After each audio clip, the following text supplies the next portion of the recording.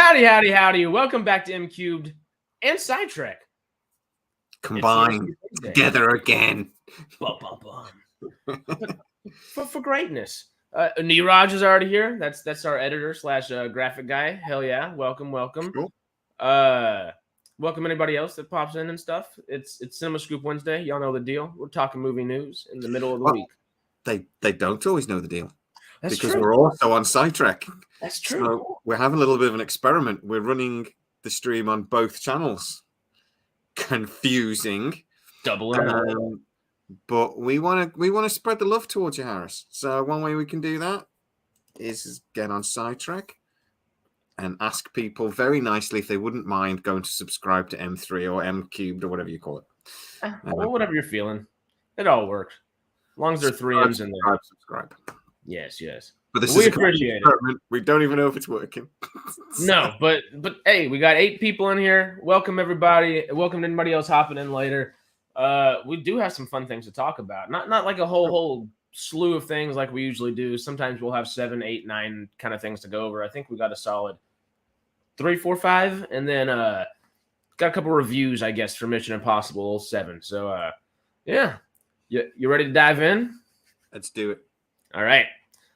Bob says, I like most things TC does, but Tom Cruise does, but his Mission Impossible reboot has always left me cold. Really? Well, it doesn't leave most people cold. It definitely doesn't leave Tom Cruise cold because you know what he said? Cha-ching! He said, cha-ching, and he said, I want to do these all the way until I'm Harrison Ford's age. And what, Harrison Ford is 82, 83, and Tom Cruise is 61. So that's 2 decades more? Can you do 2 decades more of Mission Impossible? Because has anybody ever had a career quite like Tom Cruise? Sean Connery. It's like the only other person I can think of. As long as Tom Cruise has. I mean, Tom Cruise has been... Because he was a kid. You could argue the last 10 years has not been amazing, but really, he's been at the top of his game for 40 years? Oh, the last 10 years, he's gotten Mission Impossible 5, 6, and Maverick. I think the last 10 years have been great for him. Just want to do a SciTrek business quickly because we're on both. The Shuttle podcast just followed me on Twitter after that video, so I was a bit worried they might be angry at me for nicking edits from their video. But it's such a good channel. I think it deserves all the love. So as they've followed me since, I'm assuming they're not too angry at me. But I've dropped him a message just going, love you guys. With Trinier and it's really cool. Anyway, but yeah, I'm not sure there's ever been an actor or actress has consistently successful as Tom Cruise. Yeah. He's had a few bumps in the road, don't get me wrong, but he always comes straight back. I mean, you think even about someone like the greats from back in the day. Has anybody had quite the career? Like, guys, get in the comments and tell us if you're going to give anybody that can actually compete with him. The 2 names that come to mind are like Jodie Foster, but then again, she doesn't have like those box office busts and things like that. She's had a long career, but she was unknown for 20 years of that career. Yeah. She did nothing for years. Would Keanu Reeves kind of count there? Because he wavers and comes back big and kind of wavers and comes back big and kind of does it over time. Stallone? Oh, yeah. And Schwarzenegger, yeah. And possibly Schwarzenegger. Julia Roberts. Julia Roberts has consistently made great. She's never really led franchises like Tom Cruise has, like Stallone has. You know, they lead. They I think. But I mean, for an actress that is consistently popular, yeah, Julia Roberts. Her last film with George Clooney. George Clooney. I know it's a rom-com, but it's my secret passion. Don't tell anyone. Shh. It's okay. I did an out-of-theater reaction. Went and saw it opening day at 3 p.m. So I was there. I loved it. With you. I loved it. It's great fun. It was so much fun. Paradise. Yeah, it's good fun. It made me happy when No Hard Feelings came out because those are just we don't need the rom-com genre reinvigorated or anything, but we do need comedy reinvigorated, and I'm glad those 2 have been here to put funny things within a good little romance, whatever. But No Hard Feelings particularly was just great. Yeah, I did enjoy that. Anyway, What? You don't like the crashing cars? I don't like the new crashing cars as much, but I love the old crashing cars, Bob. Yeah, I don't think it's. I tell you, if Vin Diesel carries on doing what he's doing, and we get to like Fast and the Furious 20, and he carries on doing this for the next 15 years, I'd go, yeah. Dwayne Johnson, if he carries on doing what he's doing for the next 15 years, yeah. But that's what I mean. These Dwayne Johnson, Jason Momoa, these actors, they've got consistently carry on doing. And Vin Diesel, have got consistently doing what they're doing for the next 20 years to compare to. I think Johnny Depp and Tom Hanks. Those are both good shouts. Yeah, those kind of fit in that same thing. You can argue Johnny Depp. I was about to say Tom Hanks doesn't have a franchise, but he's freaking Woody. That just completely just blew out of my mind. And he's doing great movies. I mean, seriously great movies. I'd actually argue Johnny Depp has basically made 4 or 5 really big budget, great movies, and he's done a load of really good indie movies, but he's not in the same category as Tom Cruise for success. No, and you know what? Nobody mentioned Samuel L. Jackson, who isn't he technically the most successful actor in history? That would make sense. I mean, he's in everything. He's good friends with everybody, and he just has like a cameo here, like big part here, decent part here, big part here. He's everywhere.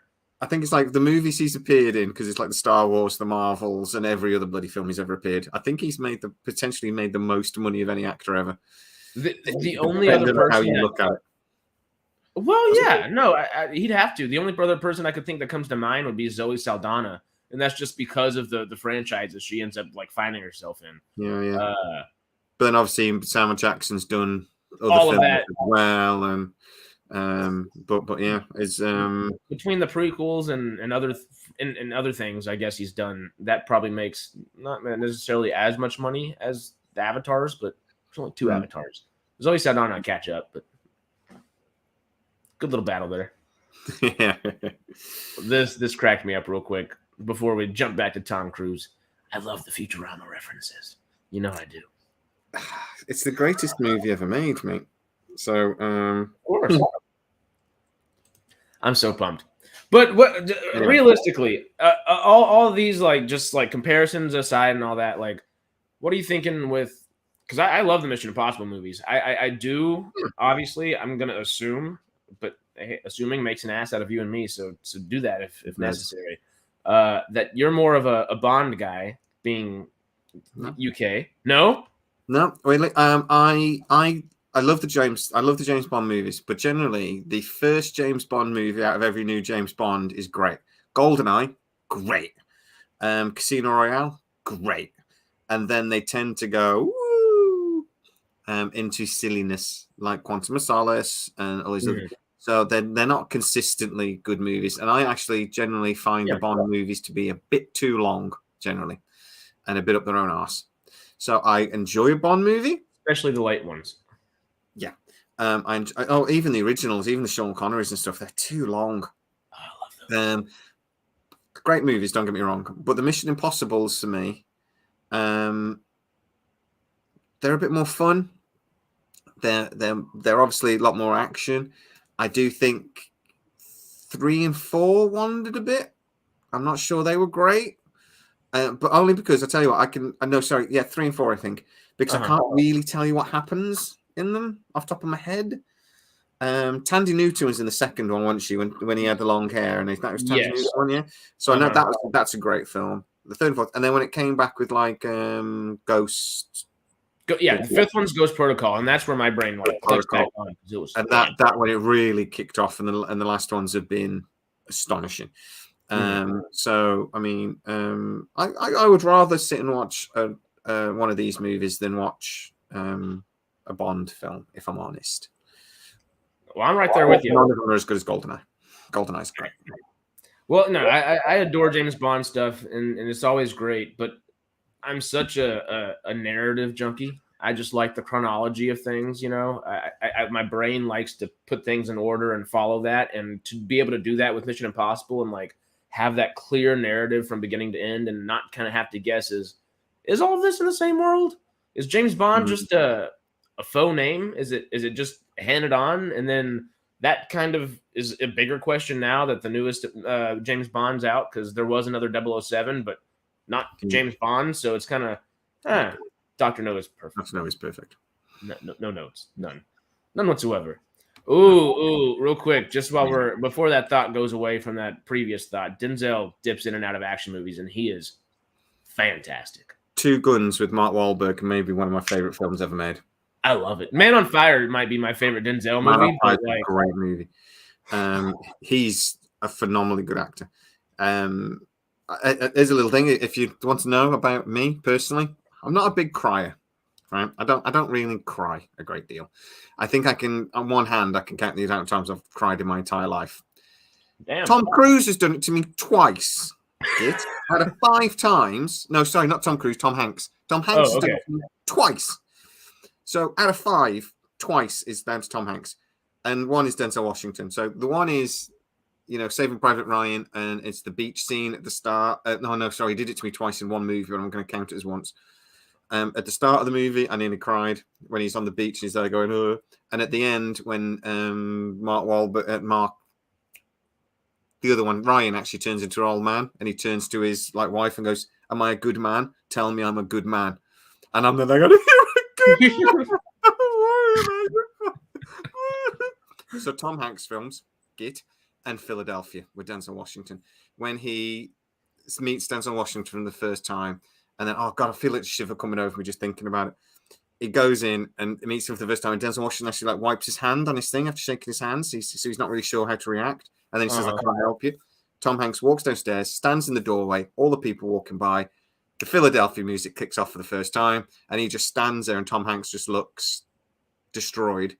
And I'm like, "Tom Hanks, come here, make us hug." It floods of tears.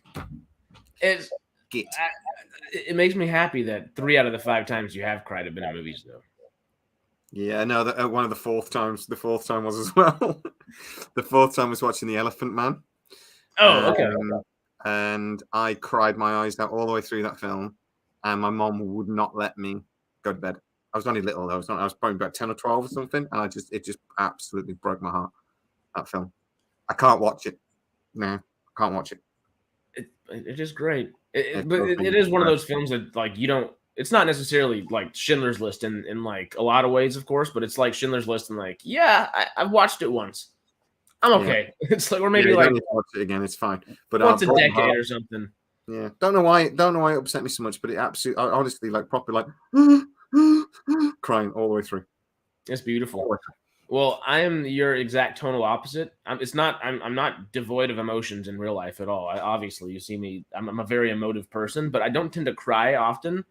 Yeah. And then I get into a movie theater, and have you seen Marriage Story with Adam Driver and ScarJo? Yep. So you know the Adam Driver line where he's talking to his kid, and he's like, "How many times did you cry in that movie?" I counted 5 for me. That's me. I am a baby. The second I sit down and devote my full attention to something, I'm just a baby. I revert to a toddler. And I will cry over just someone being sweet over to another person. But in real life, I am very emotive, and I don't tend to cry often. But you get me in a movie, and I don't know. I love movies. Now my goal is.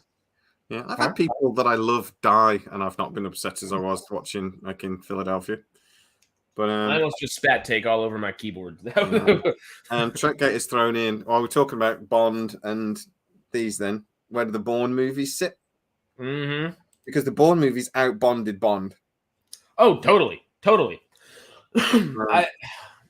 And realistically, I know Tom Cruise is in great shape, so he's probably the best out of everybody that just generally to continue on that legacy, because Bond's just going to continue being younger people kind of deal.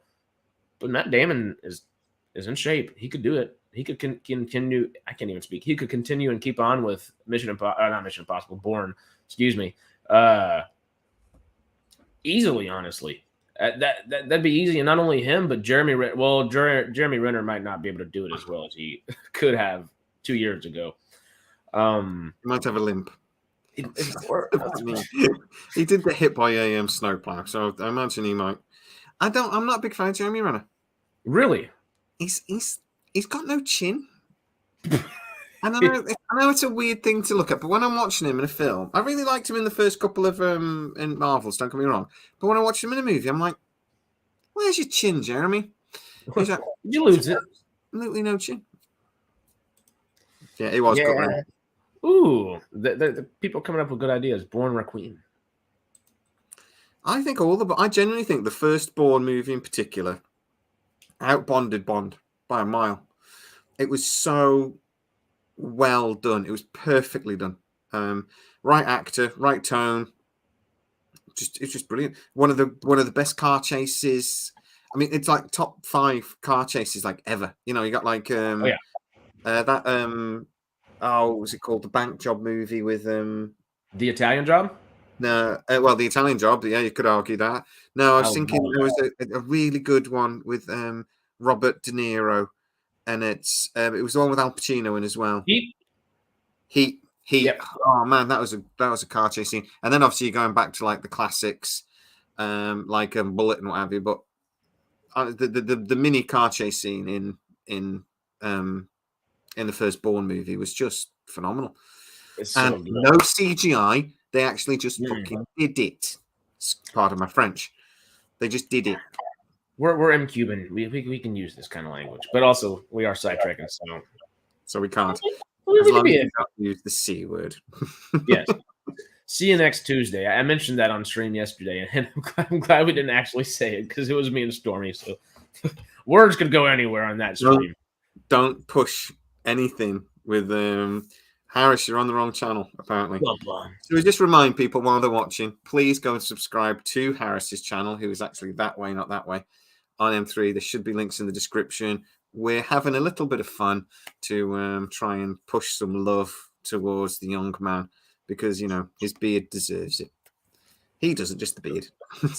Well, that's okay. I'm happy I still have it, and I have to have it for at least another month or two for this movie. So I can't grow one. So if I turn up for a movie role and they go, just grow a beard, come back in a month, I'll be going, well, I may as well come back in 10 years because it's not happening.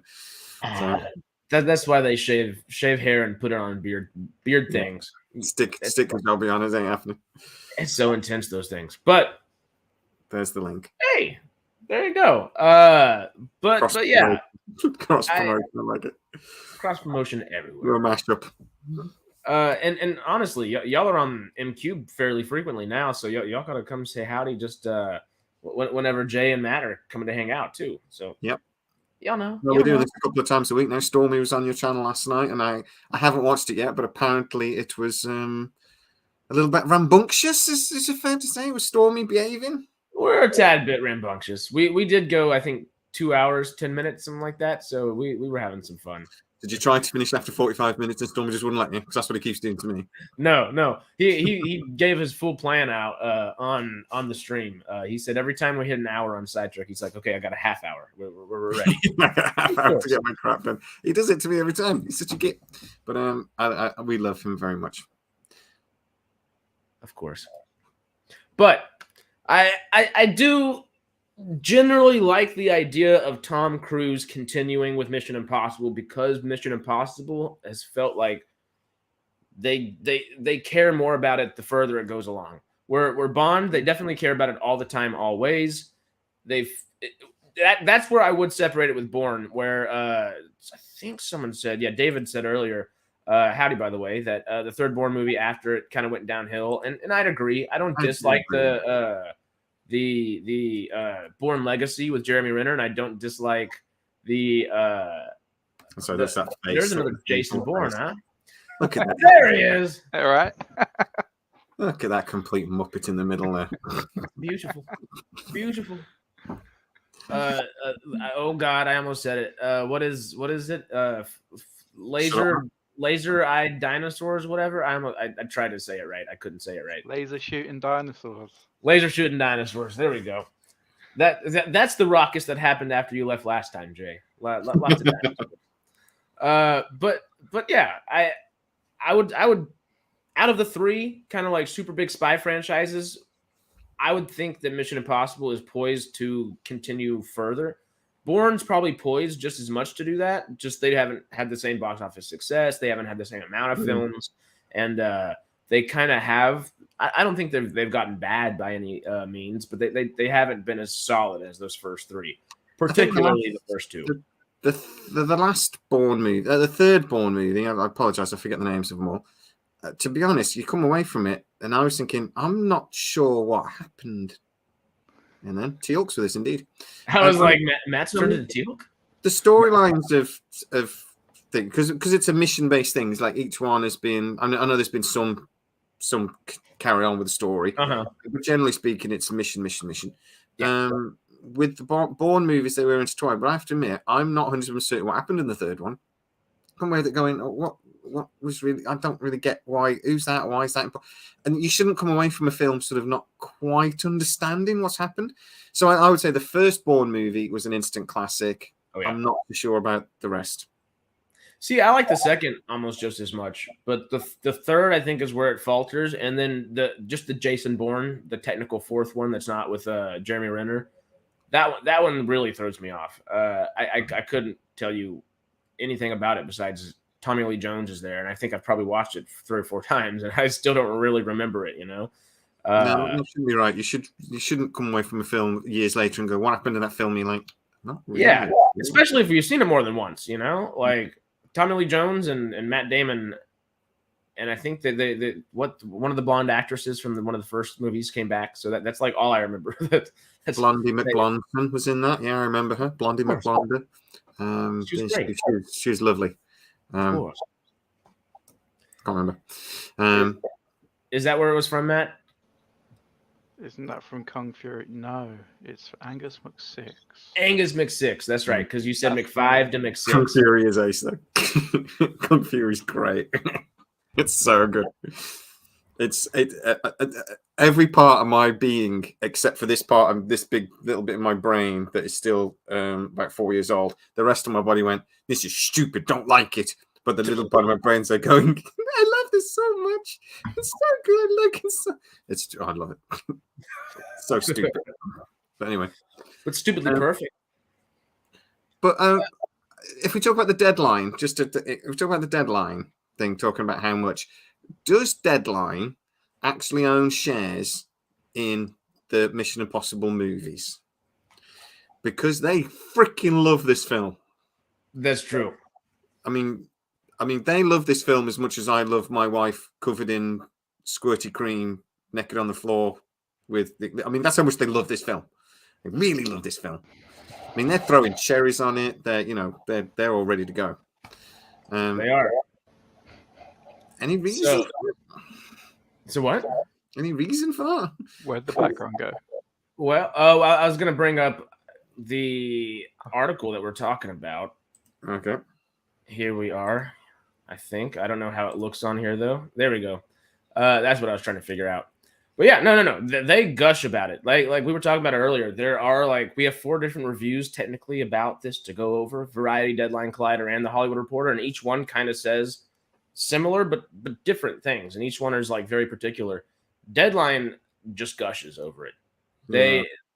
What you were surprised? I skimmed through the article. I read it entirely different, and then you pointed this out. The combined budget between part 1 and part 2 of, I guess, Mission Impossible 7, or is it Mission Impossible 7 and 8? I don't really know how they're classifying it. Is $828 million freaking dollars, and they expect it to make $3.5 billion. Matt, just what you weren't here for that conversation earlier. What is your initial thought there? Yay, nay? Is that going to happen? They expect it to make $3.5 billion. Not this one, but this one and the next one. 1.75 billion each.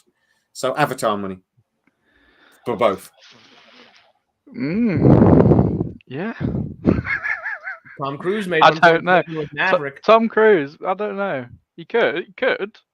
It's Tom Cruise, but it's. I don't know. Well, since COVID, how many movies have made over $1.5 billion? Top Gun was a bit of a special case because it was more of a.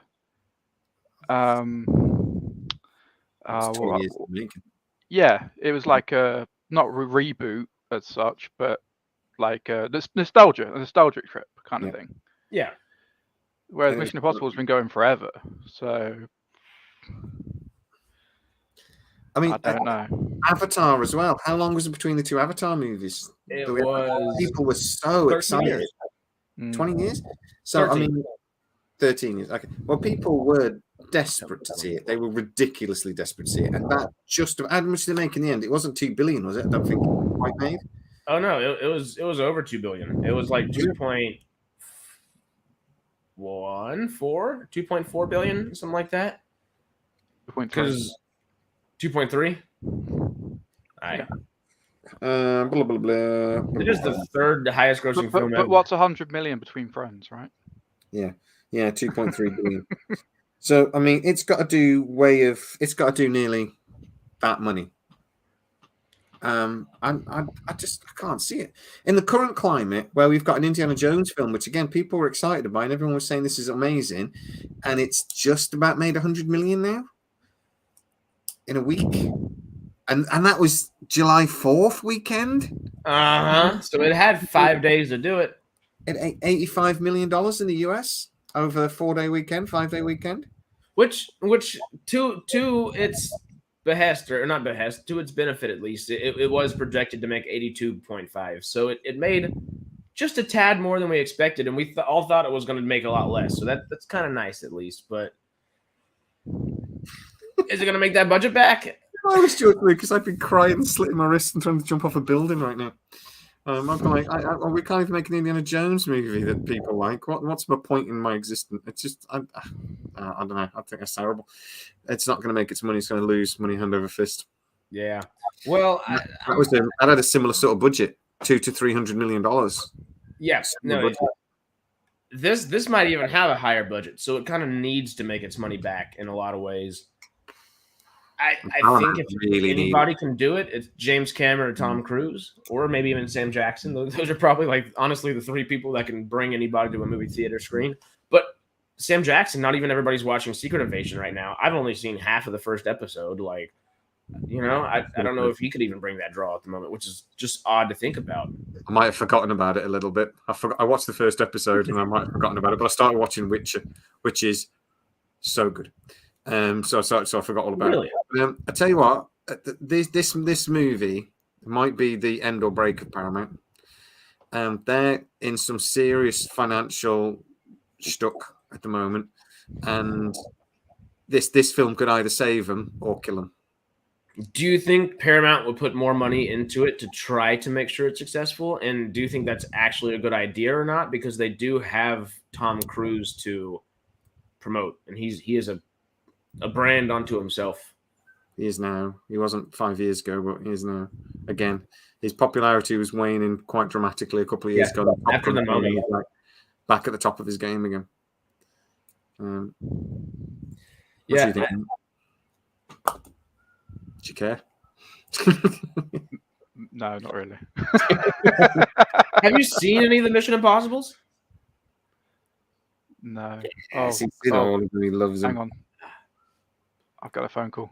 He's like, let me check. I'm getting a phone call. We'll be back in a sec. Right. Oh, yeah, I genuinely thought that was a bit to get out of answering the question. I honestly think if they lose money on this, the financial position they're in at the moment, Paramount, there are some arguments to say that actually Top Gun saved them, that they were in real trouble, and Top Gun a bit of breathing room. They didn't just say, or Tom Cruise and Top Gun didn't just save Paramount. Spielberg thanked Tom Cruise for saving movies. That was a big thing a couple months ago. Like Spielberg gave him a phone call and was like, "Thank you for literally not just saving like the blockbuster, but saving movies after the pandemic and everything." And that's Mr. huge. Mr. Odeon, and I don't know who the big cinema was. It was AMC or something in the US, who the big cinema chains. But Mr. Odeon and Mr. AMC should be on their knees, tickling Tom Cruise's anywhere he likes and thanking him. Because realistically, I think Avatar: The Way of Water was going to be hugely successful one way or another, but I don't know if it would be as successful as it was if Top Gun Maverick wasn't as successful as it was.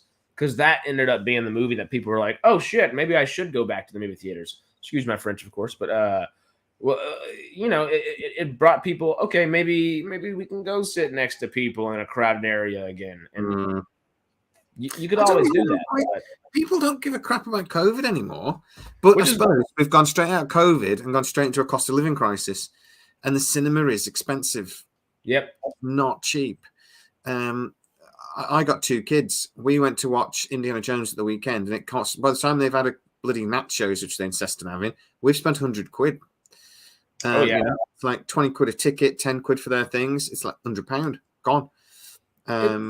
It kind of amazed me as when I first moved out to LA. I think I've showed you. I was like 250 pounds. I was a hell of a lot heftier than I am now, and I would, of course, go to the movie theaters all the time. I always go to the movie theaters all the time. But like the expensive fancy food that I try to buy to be healthy and BS, happy birthday armadillo, on the piano. Armadillos are smooth on the inside but crunchy on the outside. Armadillos. Sorry, that's an state animal. Dime bars, they're crunchy on the inside, are smooth on the outside, but armadillos are the other way around. And British people will get what the hell I'm talking about. No one else, but I don't care. I have no idea. But I have some funny armadillo stories that I probably shouldn't tell out on here. They're not bad, but you know, public just we don't have them. They're in the series. But armored rats, as far as I can tell. They're armored. They're gorgeous. They're beautiful little creatures. They're land turtles without being tortoises. Oh, okay, that's cute. Okay. Where were we again? I can't remember. But the title of this though makes it interesting to me, and I just think I think that is a big problem with cinema right now. Yes, CGI is a huge problem with cinema right now. It's overuse. I mean, just one trope that's been used way too often in everything has been third act, giant CGI skybeam. Everyone has to save things from coming out of the skybeam, or save things from going into the skybeam, whatever it may be.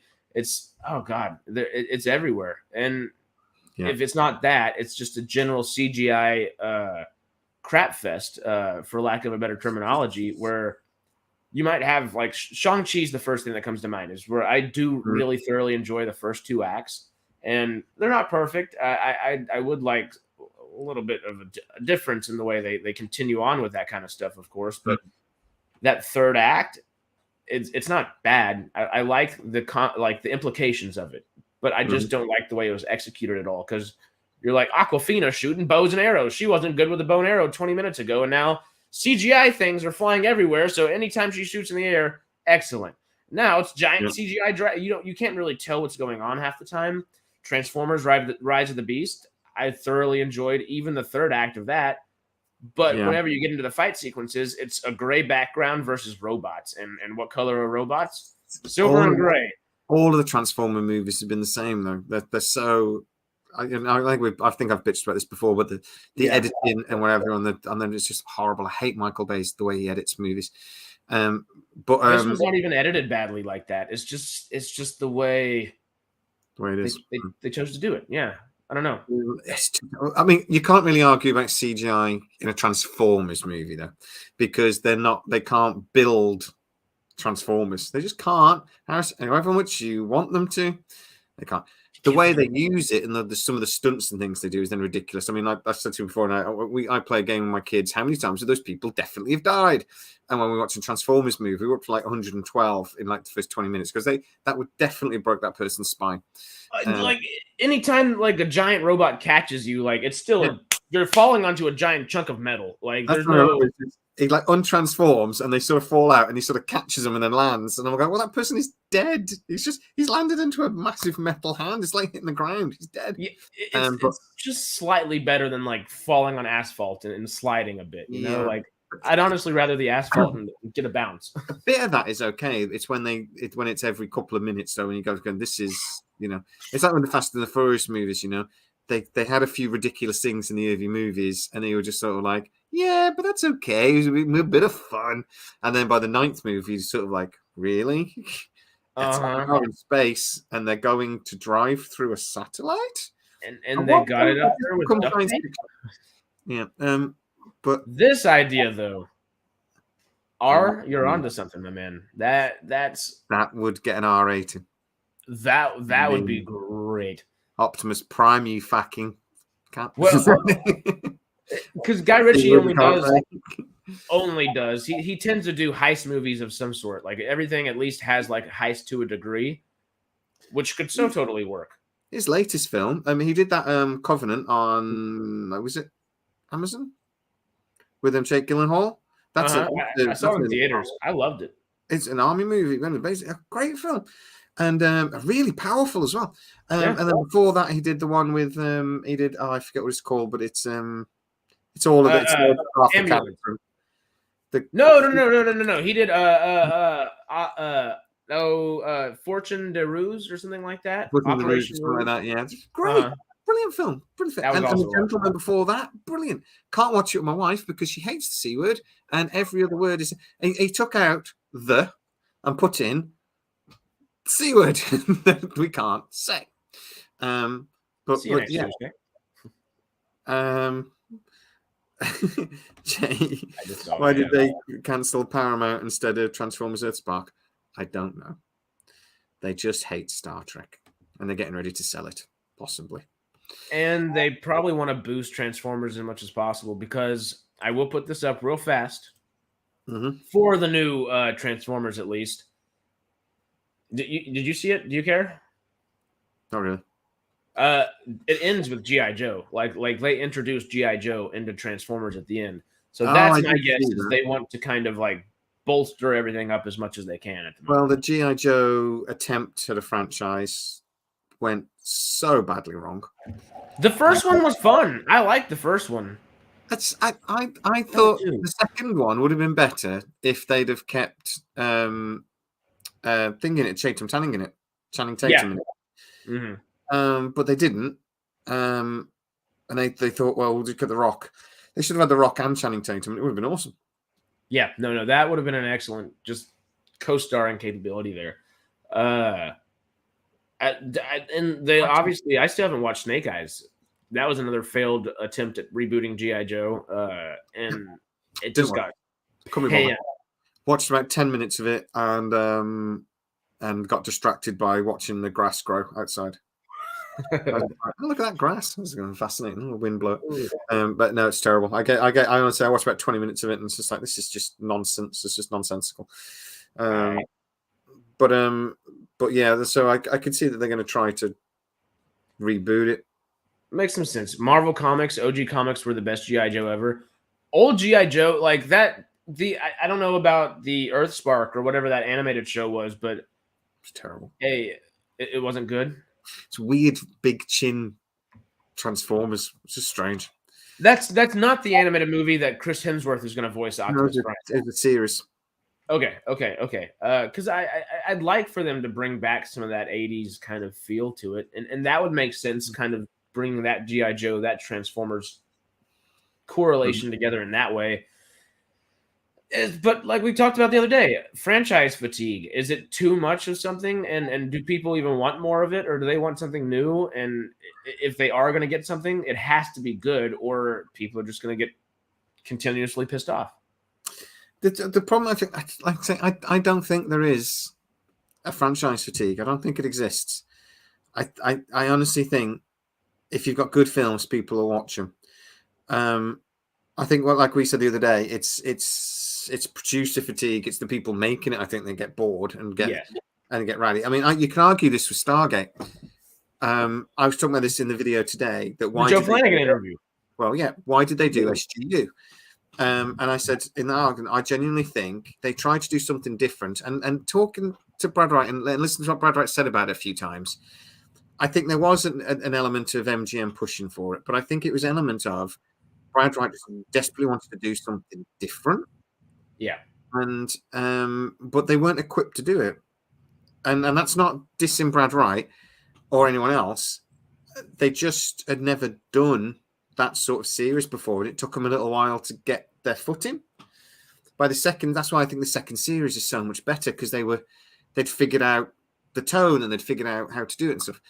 And that's the problem, is if you've got makers, if they don't do something different, if they don't try and freshen it up, they're human beings at the end of the day, and I think they get a bit bored. And then you start getting bad TV, or they get lazy, or they do what the SGU did, and they try to force Yeah. changes to keep themselves interested in a way. But that kind of backfires because then the fans don't like it so much. And so, I mean, it's like but I've always said though, you're damned if you do and damned if you don't.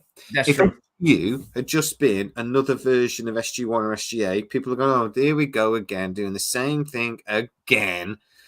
But they did something different, and everyone was sort of like, whoa, why is it different? What are you doing? Yeah. So sometimes it doesn't matter what you do, you're going to be wrong. Which you made a good point about in your video, and then Joe Flanagan kind of course, made the point originally in the Shuttlepod podcast. But it would have been nice to have kept SGA and allowed it to survive 2 more seasons or something along those lines, another season maybe even, coinciding with SGU, which would have not pitted them against each other and pitted the cast against each other, the productions even against each other. It would have been able to cross over a little bit more, because they did cross over with SG1, but not SGA. And SGA was the show that was still on air at the time, or had just left air and was more fresh in people's minds as well. So obviously I'm late in the game for this, and I'm just thinking about all this 10 years, 12 years after it actually happened. But that would have just made more sense. And I feel like Transformers could screw themselves up if they do something like that without really, not necessarily bridging the gap, but just making sure everything correlates in a good way, and the producers aren't bored. And that's probably the thing that, like, the third act of the movie, I don't think the producers felt bored, but it just didn't feel as creative in a lot of ways. Because I thought Iron Man was popping out in the end of Transformers, but it ended up being more G.I. Joe suit kind of things. Obviously, it's neither of those things, but it's reminiscent of both, and that kind of doesn't shine on their creativity, where Transformers could easily be creative in a lot of different ways. That didn't feel like it was bringing something new to the table, which kind of hurt. And instead of trying to bring something new to the table and it not like working like SGU, it was kind of pigeonholed, shoehorned, just kind of in there for the sake of it, instead of trying to like up the ante. Because Bumblebee upped the ante. I really enjoyed Bumblebee as a movie. I think it's probably the best Transformers movie. I had mixed. No, that's fair. That's fair. It is. I enjoyed it more than I thought I was going. It's the best movie out of the Transformers movies. I don't know if it's the best Transformers movie, if that makes sense. Yeah. I really liked SGU as well, Trevor. We're just kind of talking about how it didn't necessarily start off the best way, especially by pitting everybody against each other. And I hope the G.I. Joe Transformers stuff isn't pit against each other as well. Because if one starts to do better than the other, and if they do a G.I. Joe movie based off of Anthony Ramos' character, there are so many different things that could happen. And damned if they do, damned if they don't. Like you said. Well, we'll have to wait and see. And it just depends on if we're willing to go support that or not in movie theaters, of course. I'll keep talking about it, of course, but we'll see. We'll see what general audiences go and see. If Matt's excited about something, that means we know we should all be excited about something. That's typically a good rule of thumb there. There was. I like SGU. I like the second season of SGU. I didn't like the first season, but anyway. I like both, but I like spaceships. This though, I've got faith and I've got worries on both sides for the new Avatar: Last Airbender. I mean, okay, look at what I'm wearing. I'm literally wearing an Uncle Iroh shirt right now. Surprise. Yeah. Jasmine tea. I love me Avatar: The Last Airbender. I've got 4 posters, like well done drawing posters that were made, and I got them at LA Comic-Con 2 years ago, I think. 2 years ago, not last year. And I just need the frame to put them up on the wall back here, because that's what's going to be back here is Avatar: The Last Airbender stuff eventually. But I worry. We will cover that as it comes out. So good. The cartoon, great. I love the original cartoon. I argue that it's the best thing ever made per capita. I'm not going to go that far. I'm not going to go that far because I've seen other things, but but it was good. I mean, it's no Futurama good, but it was good. I did enjoy it. I loved it. The movie was awful. Yeah, it was badly. It was badly conceived from the beginning. Mm-hmm. It was a bad idea. They're spending $15 million an episode on this series. And the creators were there to help plan things out. At least they haven't been there while production's been going on, but the original creators were there while things were being planned. Whether they continued and helped some of the actual scripting and production aspects, we'll find out. But it's nice that Michael Dante DiMartino and Brian Kometsko. I have to always say it in that order, or throw myself off. But I'm glad they're part of it, and to a degree, not necessarily a part of it now, but I don't know. Are you more excited for that? Or are you more excited for the two creators doing Avatar Studios for Nickelodeon and Paramount? That's Avatar is Paramount's sneak thing right there. They have again on Netflix so much money. I think the Netflix thing will be good. For me, the couple of things that come on Netflix at the moment, I am looking forward to Last Airbender. I'm really hoping they get on with the He-Man live action movie, which He-Man was my cartoon when I was a kid. Freaking loved it. I think Kevin Smith has hurt the possibilities of a live action He-Man movie, unfortunately. I was about to ask. As far as I know, it's not gone into filming it was supposed to. So I need to go and have a check again, but I'm dying for that. But Netflix are on an up at the moment, and Netflix are doing well again. They've had a couple of years struggling, and they've really kicked it on again. I think we're going to talk about it a bit later, aren't we? So, Yep. So, yeah, I think it's going to be good. I think it'll be a damn sight better than Amazon's Rings of Power, and but at the end of the day, yes, please. No, we should play Orko. That'd be great.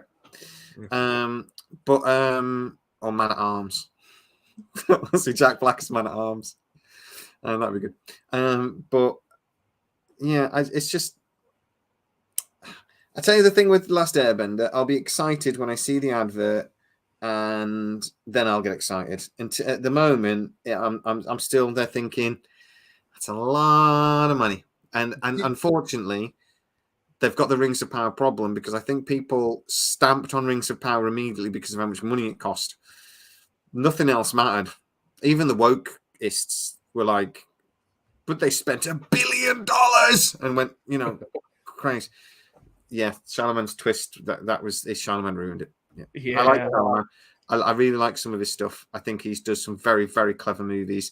And that thing he did with Dave Bautista recently, with the suicide thing. Oh man, it was a good film. I enjoyed it. Dave Bautista is such a good actor. Jesus. Yes, that worked. But yeah, Simon, he ruined it. He tried to do an action movie, and it's not his sort of movie, and he's gone back to doing what he does right. I love some M. Night Shyamalan, but that one may be one of the worst movies ever made. That or The Happening. Those both can take the cake for god awful. I didn't hate The Happening. I just spent the whole time going, "What's happening?" And then that was the point. Yeah, it was all of his films. You come away going, I either love that or hate it. And I can't make my mind up.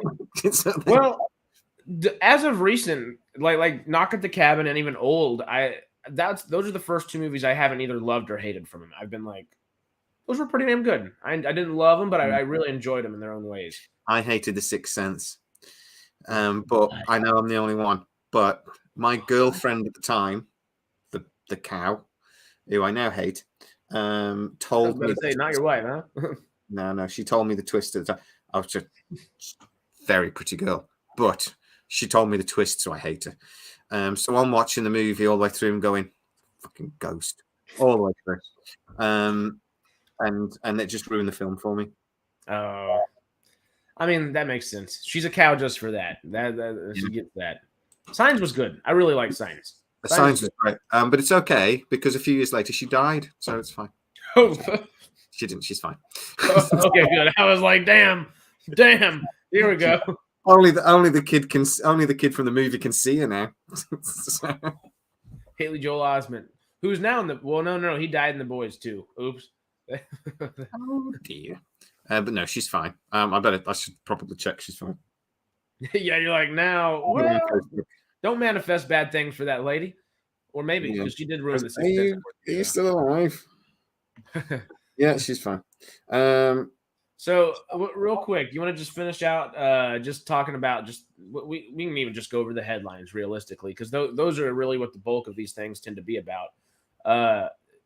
Hollywood Reporter says the story secondary and the action is the big primary focus on Mission Impossible 7, which I might be okay with if the second half of the movie really picks up on the story. I much prefer story, and especially when it works and coincides well with action, which I feel it has in the last couple Mission Impossible and John Wick, more so than any other thing just in recent memory. That action's gone so well with story, and I hope that continues. Obviously, it may not with this. I tend to trust what Hollywood Reporter thinks about a lot of things, so hopefully they got the money on the head or hit the nail on the head there. But we'll have to see. We'll see very soon, which is great. Stories should create the action. Spoken like a true movie lover. Thank you. Thank you. 100%. And we got one more little article here. It's the Collider article, which they loved it. They were gushing about it. They said Tom Cruise does take so they're kind of like with the Hollywood Reporter. It seems like Tom Cruise is seemingly taking a little bit of a step back in this thing to kind of let everybody else shine, which means that story might suffer a little bit because of that. But that also keeps my hopes up for the second part, and it's okay, if they did want to do this in two separate parts, part of that might be because the first half of it was more gritty action, boom, boom, pow kind of stuff, and the second half of it might be it ain't going to be a slow burn. That won't be the right term for it, but it will be hopefully something that puts that cherry on top from the last film, which is what a second part typically should do. And with Tom Cruise and all their amazing cast, Ving Rhames, Haley Atwell, and Rebecca Ferguson, Simon Pegg, et cetera, they're amazing. They also have Ralph McQuarrie in the director's chair and the writer's chair. I trust Ralph McQuarrie with my life. Just because Tom Cruise does. If Tom Cruise trusts somebody with his life, I probably trust that person with my life. And Ralph McQuarrie. Him stepping back a little bit more and letting the other characters shine, that's just an evolution, because that's what they've been doing more and more since Ghost Protocol. That Vince Rhames and everyone else. Simon Pegg in particular's character has gone from a guy stood in the background to a main character. It was background Q, and now it's even better than Q in a lot of ways. So that's just a continuation of what they've already been doing. So that doesn't surprise me in the slightest. And I'd say it's a good thing because it is it's a family cast now. Oh yeah. I saw Simon Pegg talking about it a couple of weeks ago, and he said it is got to a point where everybody everybody. We see them but also the production crew and stuff. We know them all. We spent a decade with them now. Yeah, because it's been McQuarrie since Ghost Protocol too, right? So it's been at least 8 years of just that same kind of team, which is beautiful, badass. Which is another reason I think why it's better and done better than sort of like Bond or whatever, because there is that consistency there. There is that team there, and they know what they're doing. They know what. There's nobody in there going, should we do something a bit different? Should we shake things up? They're like going, no, we're doing a Mission Impossible movie. This is what we do. This is what we do right.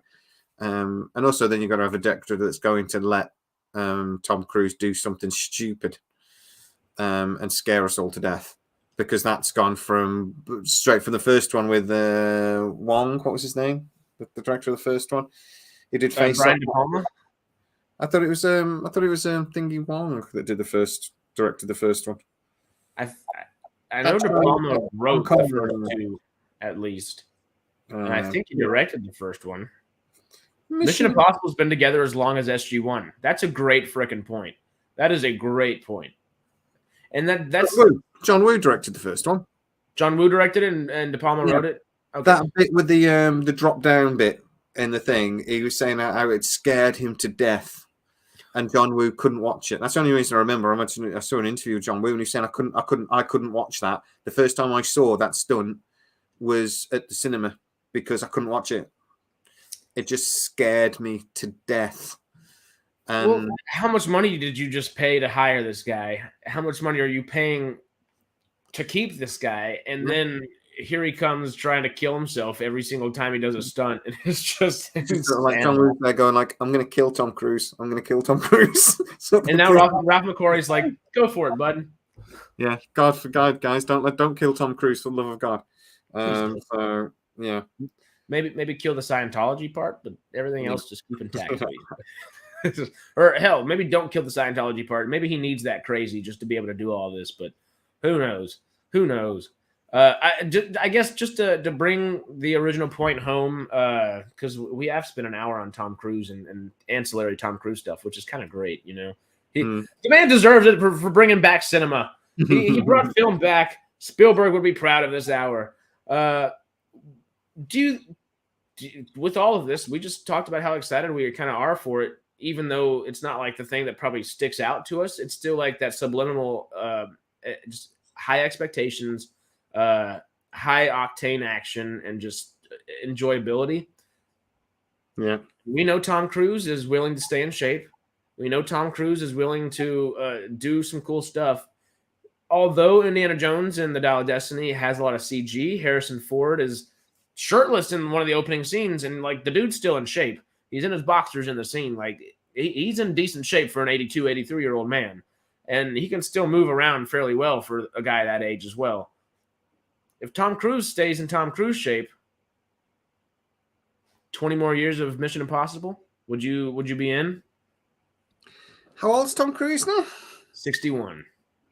So we're going to get an Indiana Jones style Mission Impossible movie with Jerry. No, not that. He just said he wants to continue doing it until he's Harrison Ford's age. Yeah. No. It's honestly, even Tom Cruise is going to slow down at some point. He's already in his 60s, like we said, and yes, no, he's mental. But to be honest, at that age, you're only one injury away from having real problems.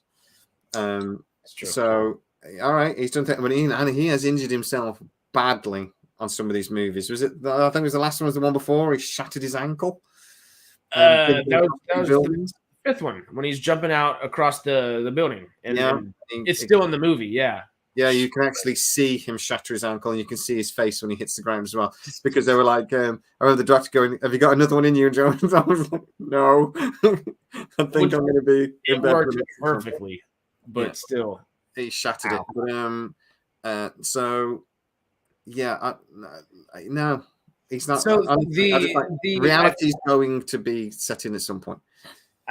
So okay, with what the Collider article said about the ancillary and secondary cast really taking like the shine now, do you think it could be possible if he, not necessarily, I don't want to say toss the torch off, but allows the secondary to really come up and get their kind of same part? Obviously, it'll still be a Tom Cruise movie, most likely, but no, to be honest, because who in the cast is young enough to do that?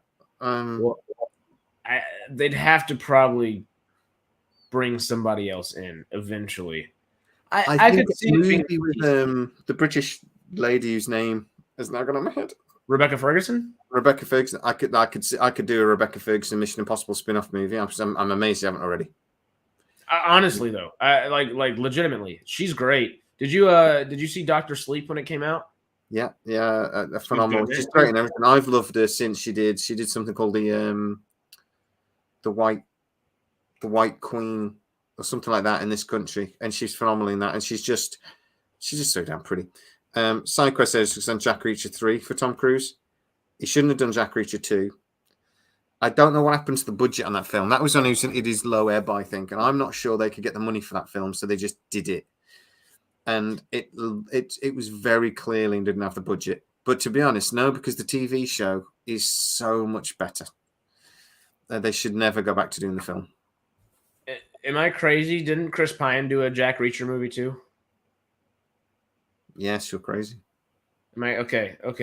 I don't know what I'm because wait a Jack second. Reacher movie since. No, you're not thinking Jack Reacher. You're thinking Chris Pine did. Was it Jack Ryan? Jack Ryan. Okay. Ryan film. One of the Jacks. Just as a little thing, would anybody like if we did a show with maybe one or two of the guys off the Shuttle Pod show on? Because they've offered. So is that a response? Should I say yes? I would say hell yes. Yeah, that would be awesome. Let's do that. So they told me off because I'll tell you one thing. They've mentioned I said great show, guys, and they mentioned thank you. We loved your video from earlier. It'd be great if you threw a link on for this full video. And I'd point out I already did. It's in the description. But I'll add a comment on. I called it the Shuttle Pod Podcast.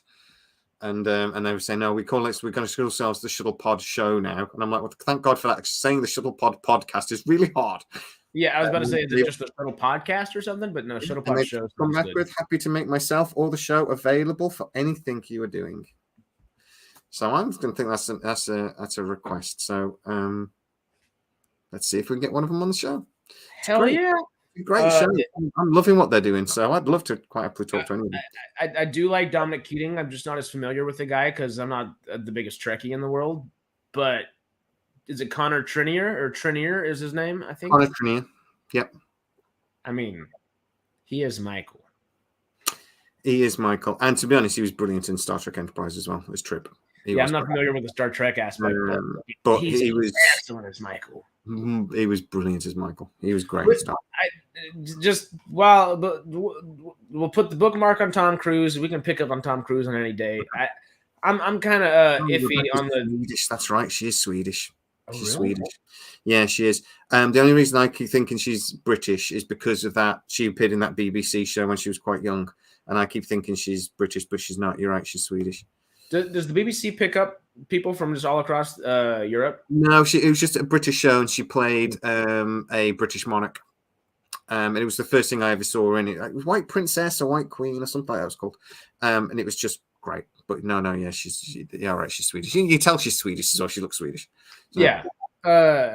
Yeah. But I'd be down for 20 more years of Mission Impossible as long as they have the story. And it doesn't necessarily need to be Tom Cruise and Ralph McQuarrie, but if it was like maybe every 8-10 years, like that same kind of like they plan something out and play to that plan, then I would be okay with it. Besides that, I'm with, I think Trek 8 said it earlier, was like just make individual movies, because that's good. But where did I wanted to end that and go to the next thing, but I kind of had to laugh at this real quick. She Sells Seashells by the Seashore Podcast. Futurama? No, always Futurama. What happened to David Hewlett? I don't know, but were you supposed to order? Were you supposed to interview? David Hewlett? I begged. But no, I've got the interview with Brent State on. It's going to be on the next day or two. So that's already on the unedited video I threw on Patreon yesterday. So guys on patreon.com/SciTrek can see that. And Brent State, if you don't know the name, he played Ferretti in Stargate SG-1, and he played Rev Bem in Andromeda, and he's been in a million other things as well. So that was a fascinating conversation. I really enjoyed talking to him. So that should be on tomorrow. After this, I've got to record an intro for it, and then my internet's going again. So I've got to get a new provider. I've just got to record a little intro for it, and then that'll be on tomorrow for you guys.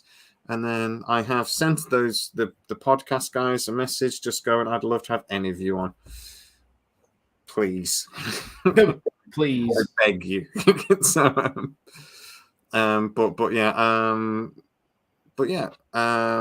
right. I approached who I thought was Jalil Flanagan, and it turned out to be a con artist. But I have spoken to a couple of people about Jalil Flanagan, and apparently you have to do it through his agent. And I have to admit, I have made a request. Ooh. So I would love to get somebody like Joe Flanagan because he's honest. You won't get any bullshit from the man, and he will tell you exactly what he thinks. And I would love to have that opportunity to give him a platform where he can say whatever he wants. But I have to admit, in the Joe Flanagan interview, I pulled back from it because he started talking about how Brad Wright wasn't really happy with Richard Dean Anderson at one point and towards the end of the video. And I have to admit, I started to get a bit, I'm not sure, Joe, you should be sharing that because one, you're telling everybody else what Brad Wright thinks. And that's not ideal. And the other thing is, I actually know that that wasn't quite the relationship. So Chris Judge, I have a possible in with Chris Judge. So that's possible.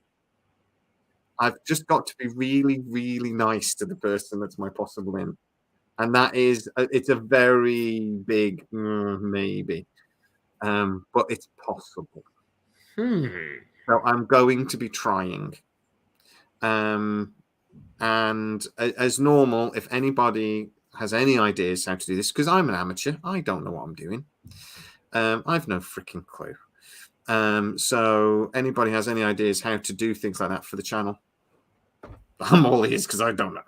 So, but I'm doing my best. I have a couple of options. Help. Yeah, help me. But the thing is, the channel is getting to a size now where people are starting to notice us, which is nice. So we are getting a little bit more credibility. We're getting a little bit more. People are actually taking us a little bit more seriously, and there are options for these things. I feel like SciTrek's had like the general street cred for a while, and then Jenny kind of helped on the one podcast by giving a little more credibility there. And at this point, you're just making it beautiful every day, every week. You got this. I still got called a liar constantly, but it's nice. I get called a liar, and then but I get called a liar on the most random videos. I got called a liar loads. You know the video I did? Actually, I did on for the last short pod. Oh no, it was an interview.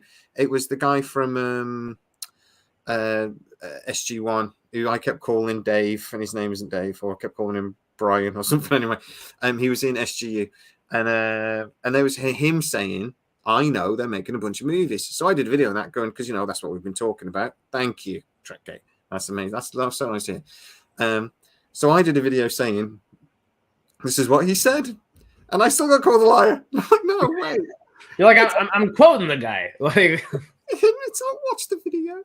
But the problem is, if you're saying stuff that no one else is saying, because I know a couple of sources where or whatever, even if it's stuff that makes complete sense, somebody will still call you a liar. But that's YouTube.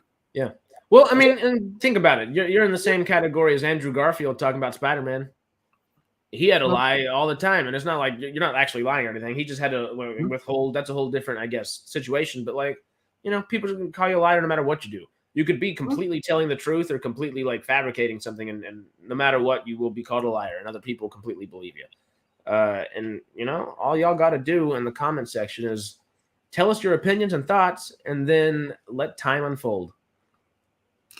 But if you don't like the channel and you just want to come in and slag us off, do us a favor and fuck off. I'm not really that bothered. So if you just, I generally have people that subscribe and watch the videos, and I swear to God, all they do is they subscribe and wait for a video to come up so they can hit the down thumb. I've got 2 or 3 people that do any video I put on will have 3 down likes within 2 minutes, and I'm like, well, you haven't had time to watch the video. And, so I'm just like, those guys can. Okay, I was like, I almost started saying a couple different channel names, but they would have been jokes. They might bring us some heat. Never mind. I was joking mentally. But I've got better things to do than lie. But the nice thing is now I've got to a point where I don't. Thank you, thanks, Rich. I don't stress it. It is normal. Channels with 1 million subscribers and loads of credibility and stuff still get loads of people going on there going, you're talking shit and you're just making stuff up. And they get it the worst, yeah. It's not worth stressing over. I will make content. I will talk about stuff I enjoy, and if other people want to watch it as well, great. I don't know if you saw this, but Kowalski might be a possibility, huh? We might try to find Kowalski, and again, I might have an in. So I may have somebody that could possibly get me in touch with him. So I'm going to start doing. I don't want to start doing loads and loads of interviews. It's not what I do. But, but there are. It's not a bad idea. I would love to talk to, and why not? Yeah. So real quick, while we're on the Stargate topic, he was in. Oh, it was bad. What happened? He's all and he's a bit mental. Really? I follow him on Twitter. He's not quite right. I'm not quite sure. His character. I was brilliant character. And he don't get me wrong. He seems nice enough. He's just a bit weird. I'm hoping he's just like actor weird. Do you know what I mean? He's just like a creative person. But sometimes he puts stuff on. I'm just like, I don't know. I don't think he's being funny. So, and what happened to him? Do you know what the tragic accident was? Some sort of car accident or something. I'm trying to remember off the top of my head because it was a while ago now. But he was in quite a bad accident. But more importantly, he's just a bit of a funny character. Follow him on Twitter. You'll see what I mean quite quickly. Okay. Can he still like act fine and do the general? I think he's fine on that. I wouldn't want him.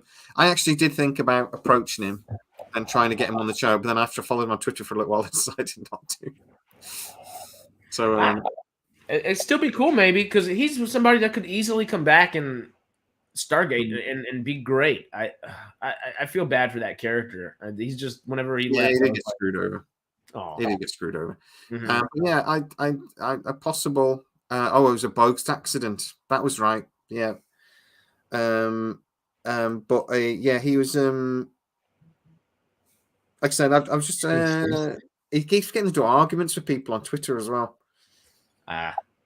So he's. I don't think he's quite. I just think he's possibly a bit of a funny character. Interesting.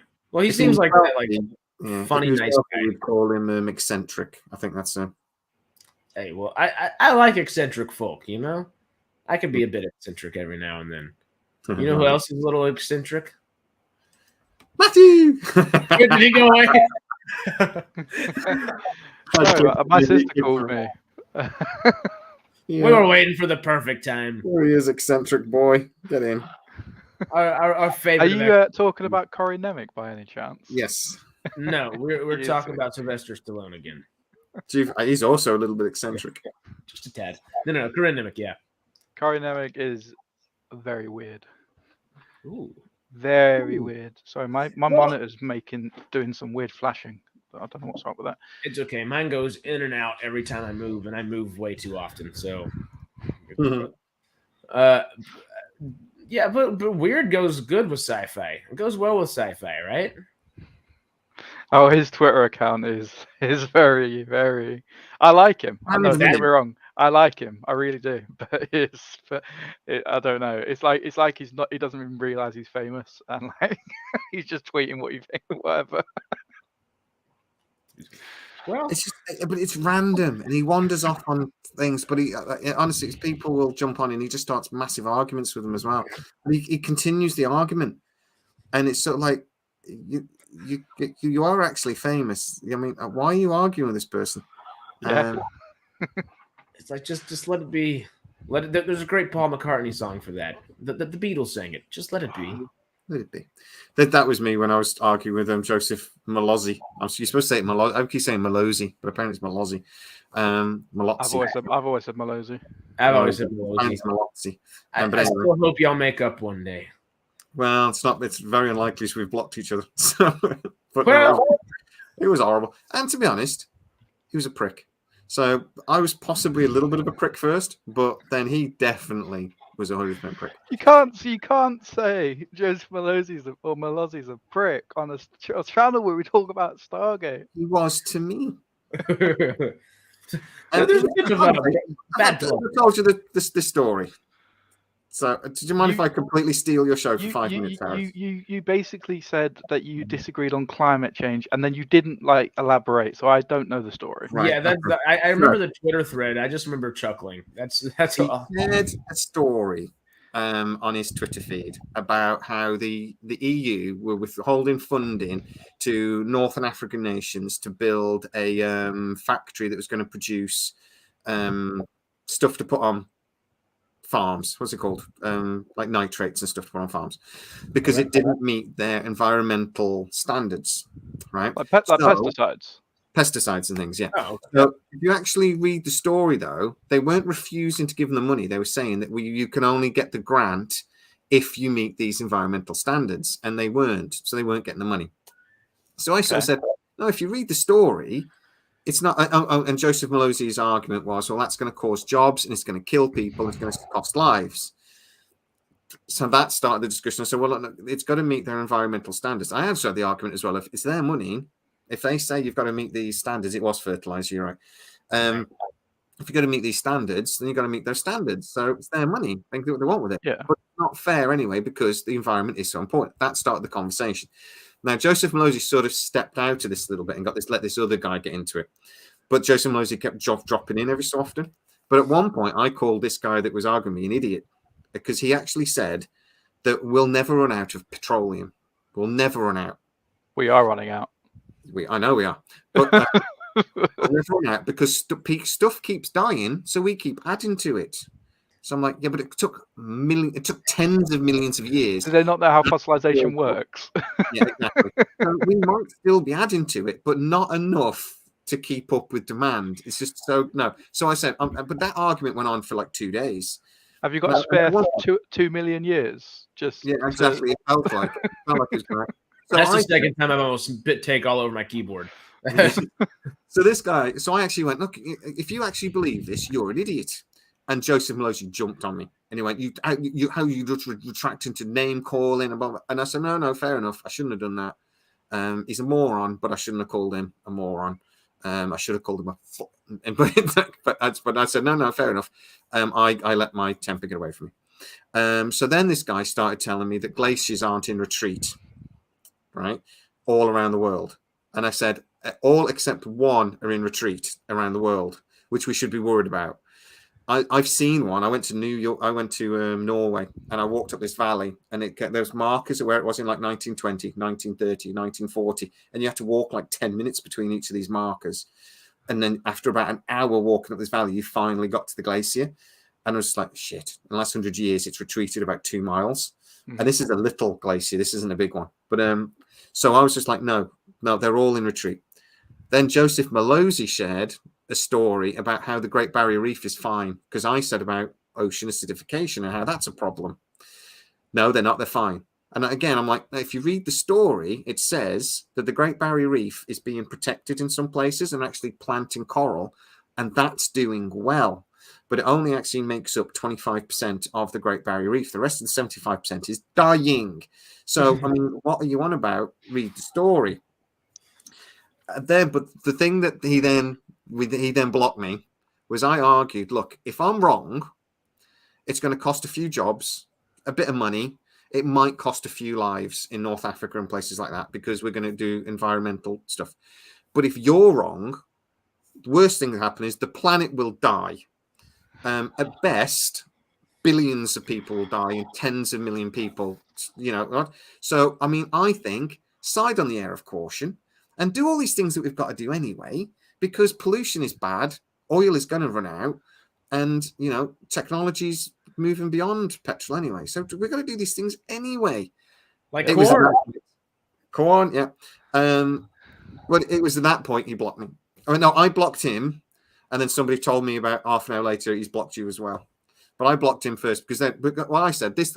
His mate then started calling me a bunch of names and calling me all sorts. So I went, Joe, how come you ain't jumping in now? I called him an idiot, and you were all over me. Where are you now? He's calling me everything under the sun. Where are you? And he's some nonsense. So I just went, oh, fuck you, and blocked him. And then about a month later, I thought, oh, maybe I shouldn't have blocked him. So I went back and thought, maybe I should think, and he blocked me anyway. So we blocked each other. So But Brad You're Wright, saying you Corinne mimicked him. yeah.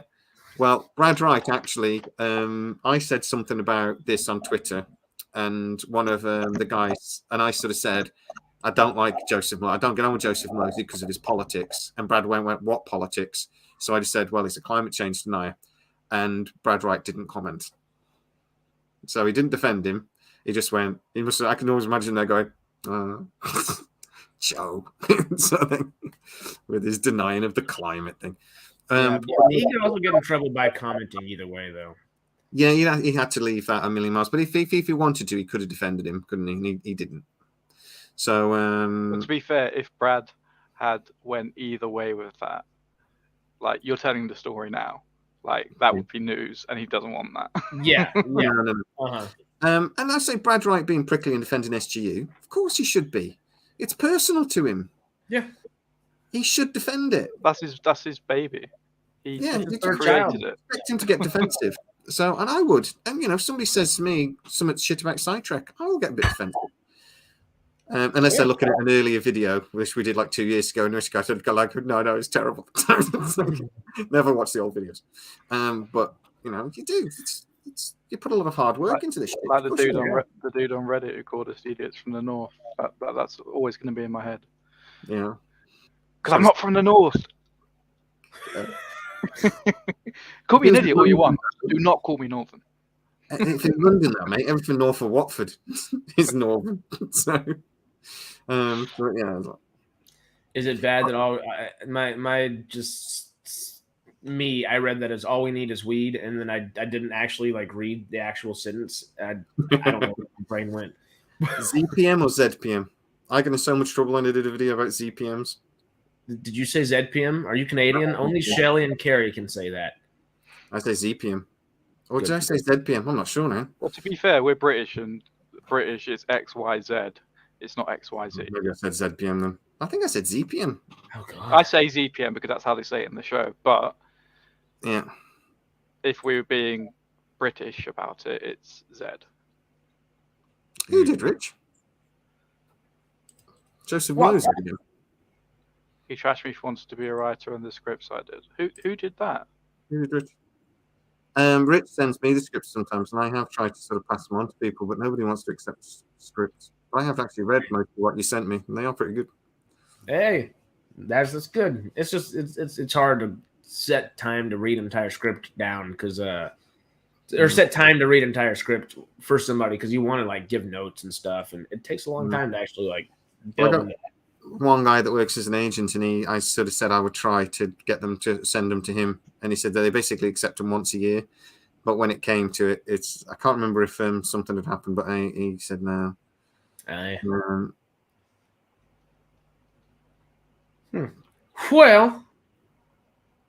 wait. I did see it earlier. I wanted to bring it up. Mission Impossible: James Bond versus Jason Bourne versus John Wick.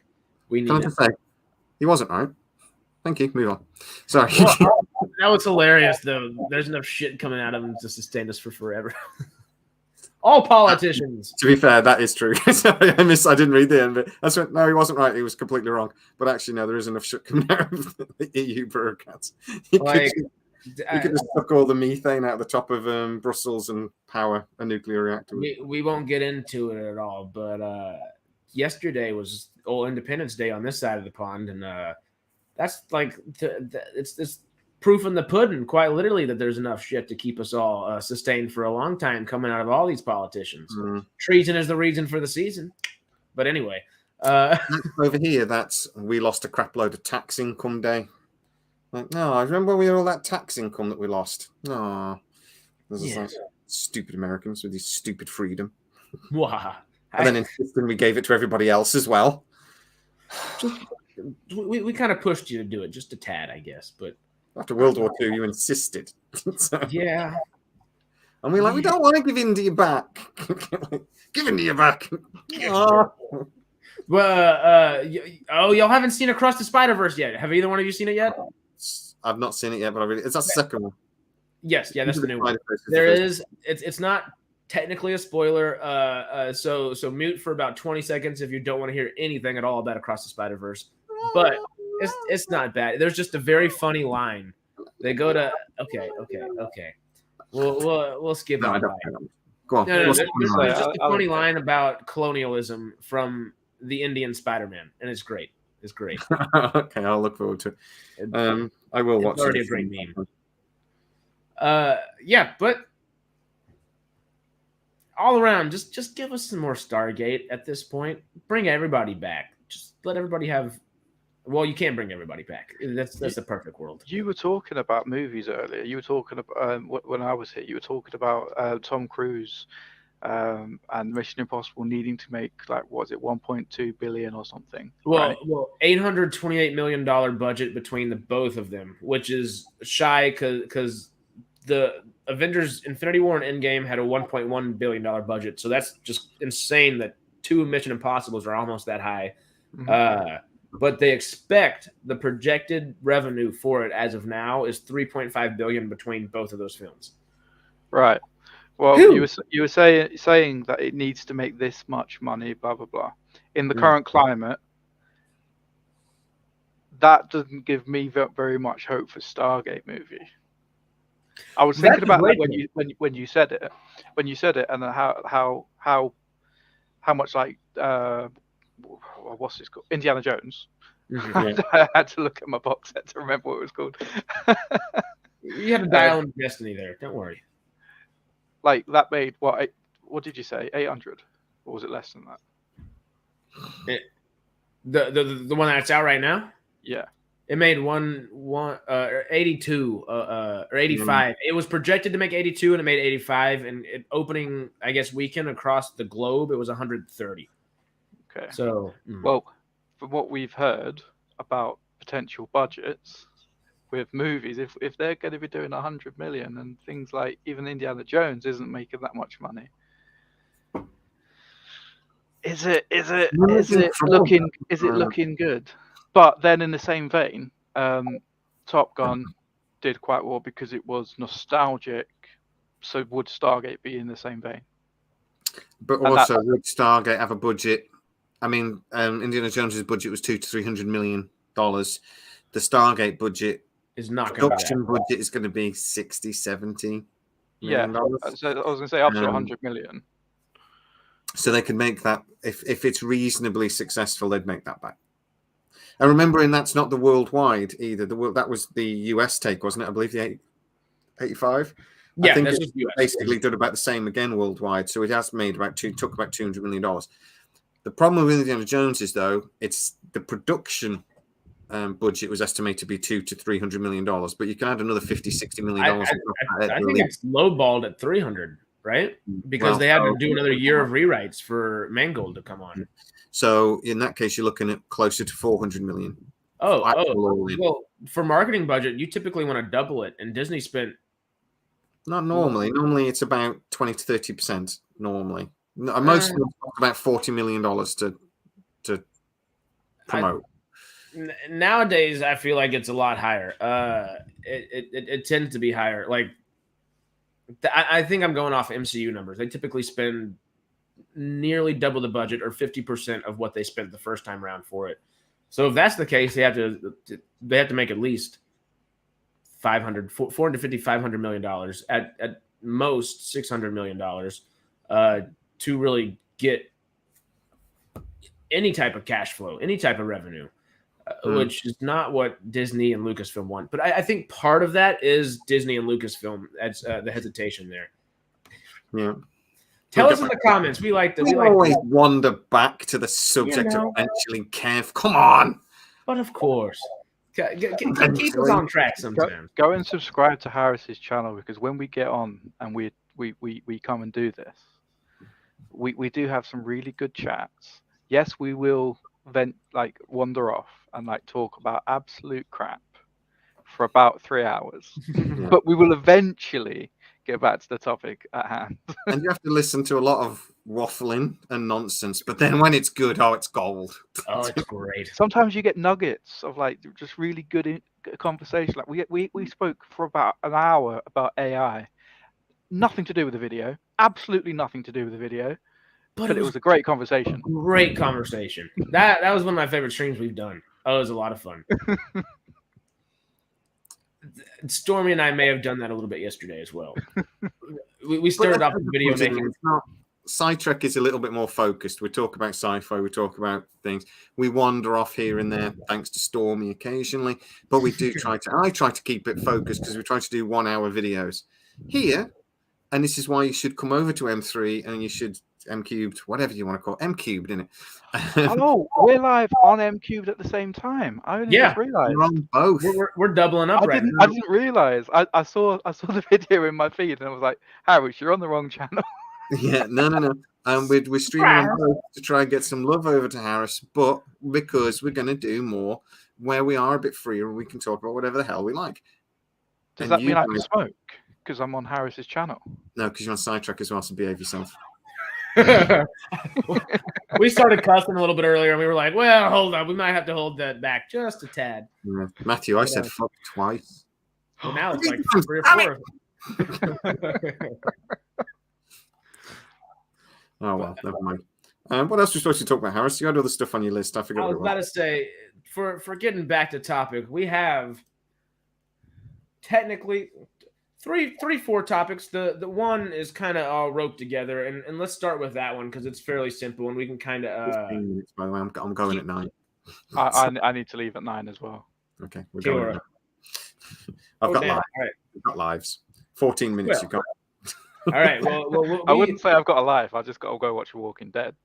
I've got to go and watch. I've actually. Dave is going to get angry at me, but I've started to quite enjoy that Wolf Pack. I want to go watch another episode. I quite like it. I was watching The Expanse earlier on the way to work. I'm getting back into that because it's been about 3 or 4 months. Yeah, since you watched last week. Yeah, I got you. Yeah. It's goodness. It's goodness. I completely forgot about the ring portal thing, the ring space. I completely forgot about it, and I was halfway through an episode when I left it off like 3 months ago. So I started halfway through an episode where the Martian guys talk about ring space. I'm like, oh yeah, that's the thing. It's like Stargate, but not. Okay. Anyway, what was your topic, Harris? Let's get back to that. We've got 15 minutes. Come on, hit me. Well, let me pull her up real quick. Wait. Up. We've only been talking for an hour and a half, and I can't generally remember anything we've talked about. Did we talk about Mission Impossible? We did, didn't we? Yeah. No, we spent an hour on Mission Impossible. Mission Impossible 40 minutes ago when I left. So we got a little. We can make this into a longer topic if we want to, but we can do it quickly as well. Soderbergh is a wonderful director, and he's kind of on AI side. He's not opposed to it. There's a giant M&M's ad. Now we're back. Okay, I'll read this real quick, then y'all just give me your thoughts on this, okay? I've used it for stuff to play around with, but I've never gotten into like a Q&A with it. I'd be curious to be interacting with it and go, hey, can we take a 5-minute break, leave, come back, and then ask it, what were you thinking about while I was gone? To see if it had an answer at all. And if it did, what its answers was. What is 5 minutes? What is 4 hours to an AI? I don't know. So I think it's a useful tool for design creation. I think it's interesting for a basic way to accumulate a framework. If somebody goes, I want to do NCIS in Barcelona, you load in every episode of that shows that's been made anywhere in the world, and you load in all the Barcelona information you can come up with, and this thing spits out a very frumenty version of how you would do NCIS in Barcelona. Then then actual human beings will have to figure out how to make interesting. Mm-hmm. I completely agree with that way of thinking about with AI. It is just a tool, and I don't think it's ever going to replace writers. Not overall. Yes, there are certain industries that are leaning more towards it, but the onus is then on the writer to look through what's generated, make sure it makes sense. So they in a way become more of an editor. Yeah. To make sure it makes sense, but also they can then inject their own creative ideas into it and adapt it to their creative ideas. Because the problem with AI is it's only going to regurgitate what it already knows. It's never going to create anything new, really. Yeah. It's not going to create like the next revolutionary TV show, because it's going to look at the past works of I don't know. Let's say we're trying to create a new sci-fi show. It's going to look at all of Star Trek, all of Star Wars, maybe not Star Wars, all of The Expanse, all of good sci-fi, yeah. Star Trek, It's going to look at everything. It's going to then come up with an idea, but that idea is going to be based on everything that's come before it. There's not going to be any forward thinking. It's all this has happened, so let's adapt. Let's create something around that. Yes, it will be a new idea in a way, but it's not. It's the same idea spun differently, and that's the point I'm trying to make.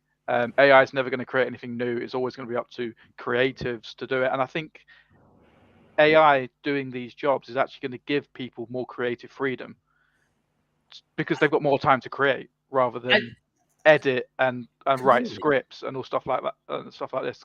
They've got more time to think about the worlds they're building, and they can feed that into an AI to be like, come up with a story for me. The AI will be like, yep, cool, this is what I think you could do, and then they can like edit it, make it their own kind of thing. But I think overall it would, because it's a tool to aid creativity. So I completely agree with everything that guy said. Yeah, no, I'm in complete agreement as well. Jamie looks like he may not be over there. What are you thinking? The problem I have, and the thing that would concern me, is that, for one, you're a tool, and everyone's a tool.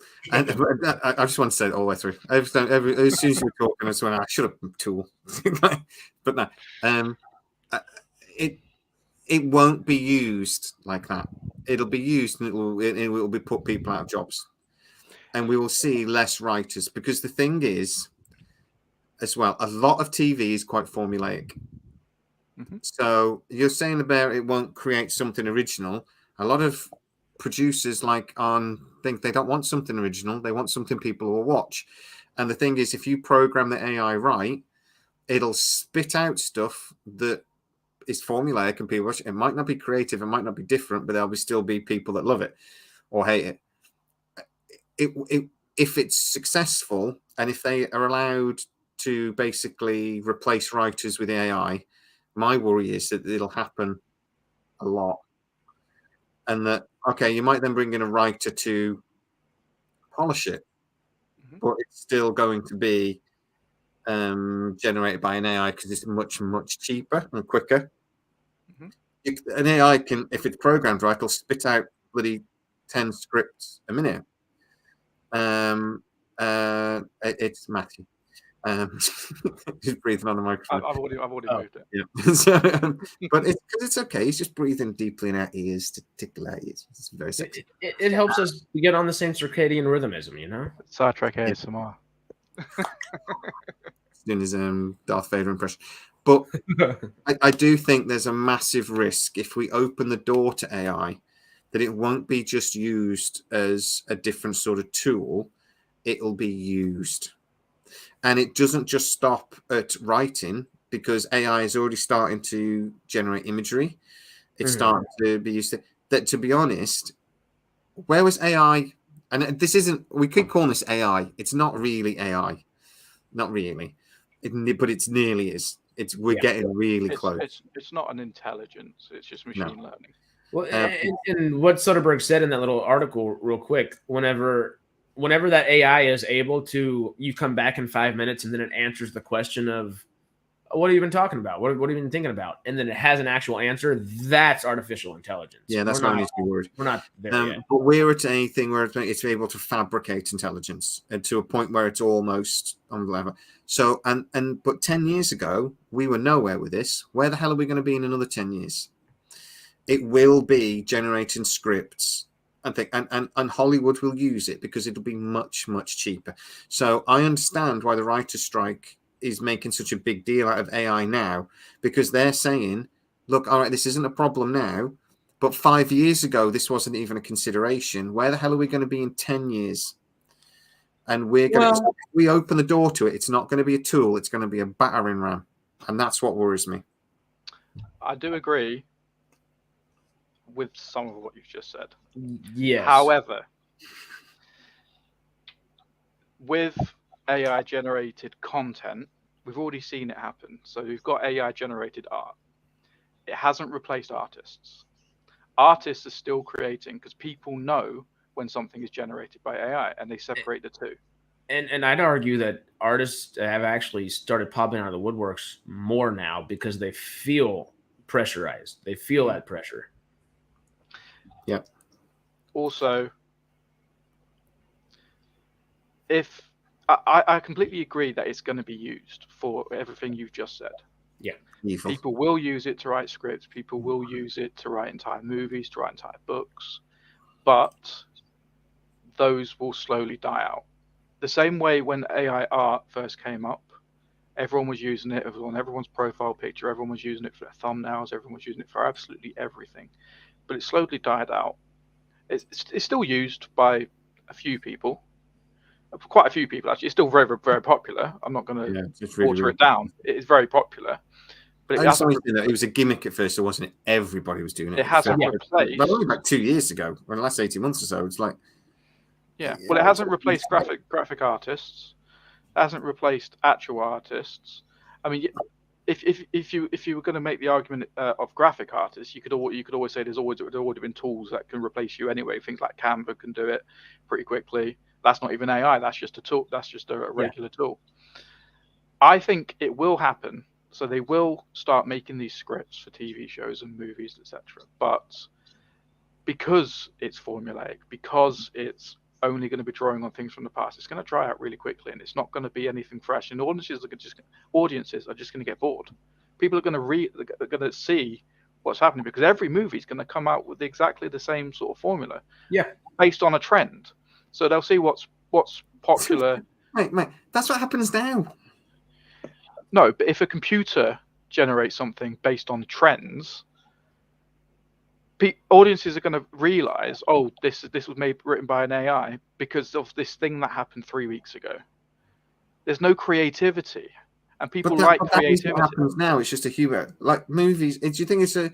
It's not as sharp. The difference is now humans have the creativity. There are waves and troughs. And sci-fi is popular for a bit, and then rom-coms become popular for a bit. So as soon as you get one hit, then all the other studios try to replicate it, and that'll still happen, but it'll happen a lot quicker with an AI.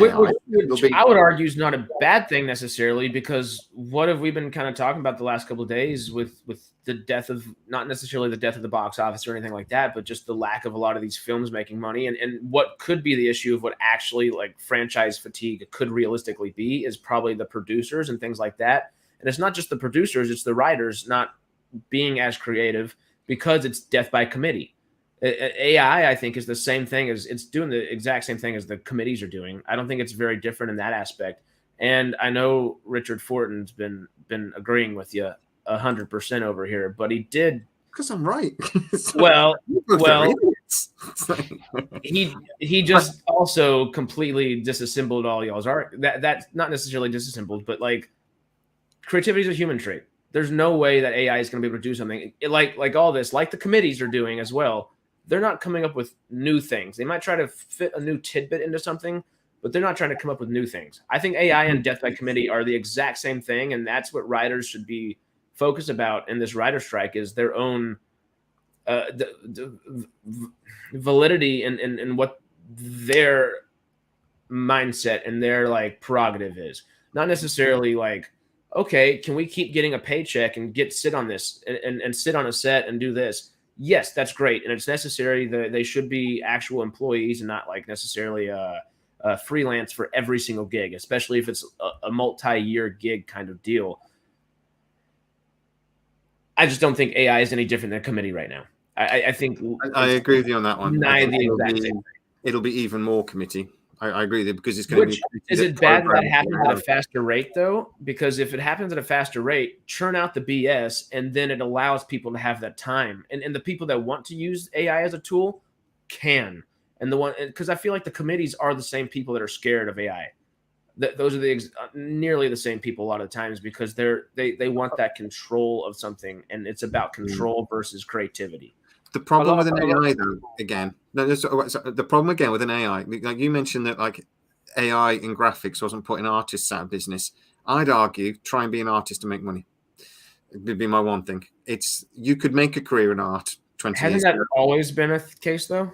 Well, you could, as a graphic artist or as an artist on a TV show, you could make money 20 years ago. I don't think there are many that are making money nowadays. You have to be a programmer nowadays. It's more about coding and being able to use the thing than being an artist, because the computer does most of the work. So that'd be my one point. Yeah. My other point is, though, the problem is the AI can do the thingy by committee, but you can cut the writer out completely. So you can tell. And the AI now, don't forget, what's it going to be like in another 5 years? You're going to be able to tell the AI, do me a script in the style of an Arnold Schwarzenegger movie written by this fella, and I want it to be this, blah, blah, blah. And a committee will be able to tell you, and they'll spit it, it'll be instant. It'll just come, here's a script. And they'll read the script, and they'll do it in an afternoon. They'll read the script. No. Actually, we'd like a little bit more humor. Boom, done. Straight out again. Right, okay. Let's read that. Yeah, we like that. Oh, we don't really like that. We want to be a little bit more titular humor, a bit more humor in the style of this guy. And it'll just be boom, straight, immediately. Next one again, straight away. You could completely remove. And the reason why they'll do it, and not all of them, you'll still get writers and you'll still get them. It won't be every single project, but it'll be a lot of projects. And the reason why they'll do it is because it's cheaper. And that's why they'll do it. It's cheaper, and it'll be cheaper mainly because it'll be loads quicker. There's no day of meeting with the writer going, we'd really like you to do this, and we'd really like you to do that. And can you go and do this? And then come back in a month and go, okay, we'll see what you've done with that. We like that, but can you do this? It won't be. It'll be boom. Change the format on that a little bit. For the sake of devil's advocacy, is that a bad thing? It's a business, and you want to make money in a business, and no matter what, you need to continue making money to continue making more movies. And only in the fact is they'll do it too much. But what is too much, though? You know, like the same thing nowadays. MCU committee, like it's kind of semantics in that matter of thinking, I guess. But just no actors. That's where I think AI would be scary down the road.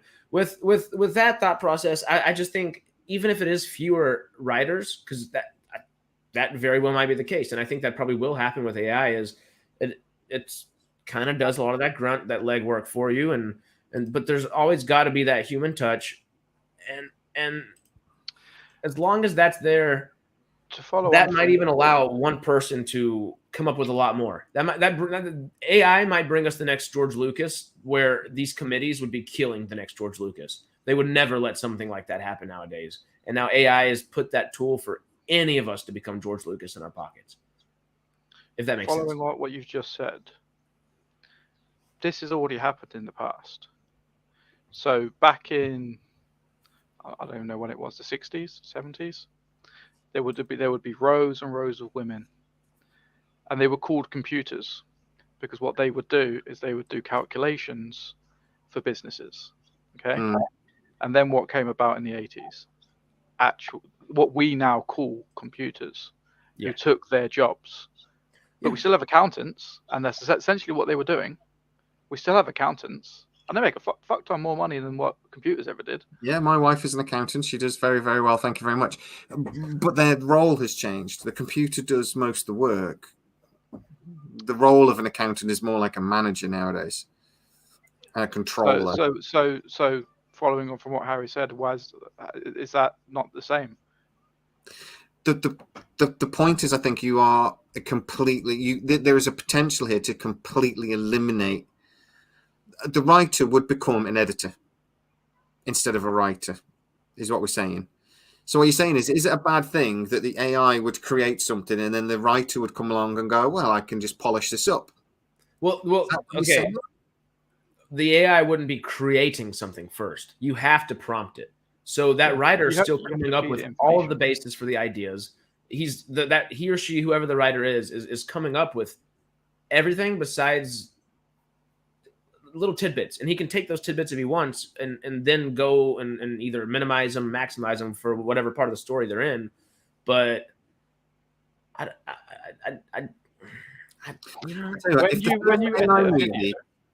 when you edit a video, if you're on your phone or you're on a computer, you're moving a mouse, you're using a keyboard, you're putting inputs in, you're telling the computer what you want. You're technically, if we're going to be using the same logic, you're not editing your own videos. All you're doing is giving an input to the machine who is doing it for you. That's essentially what AI does, but a little bit better because it can learn from the past.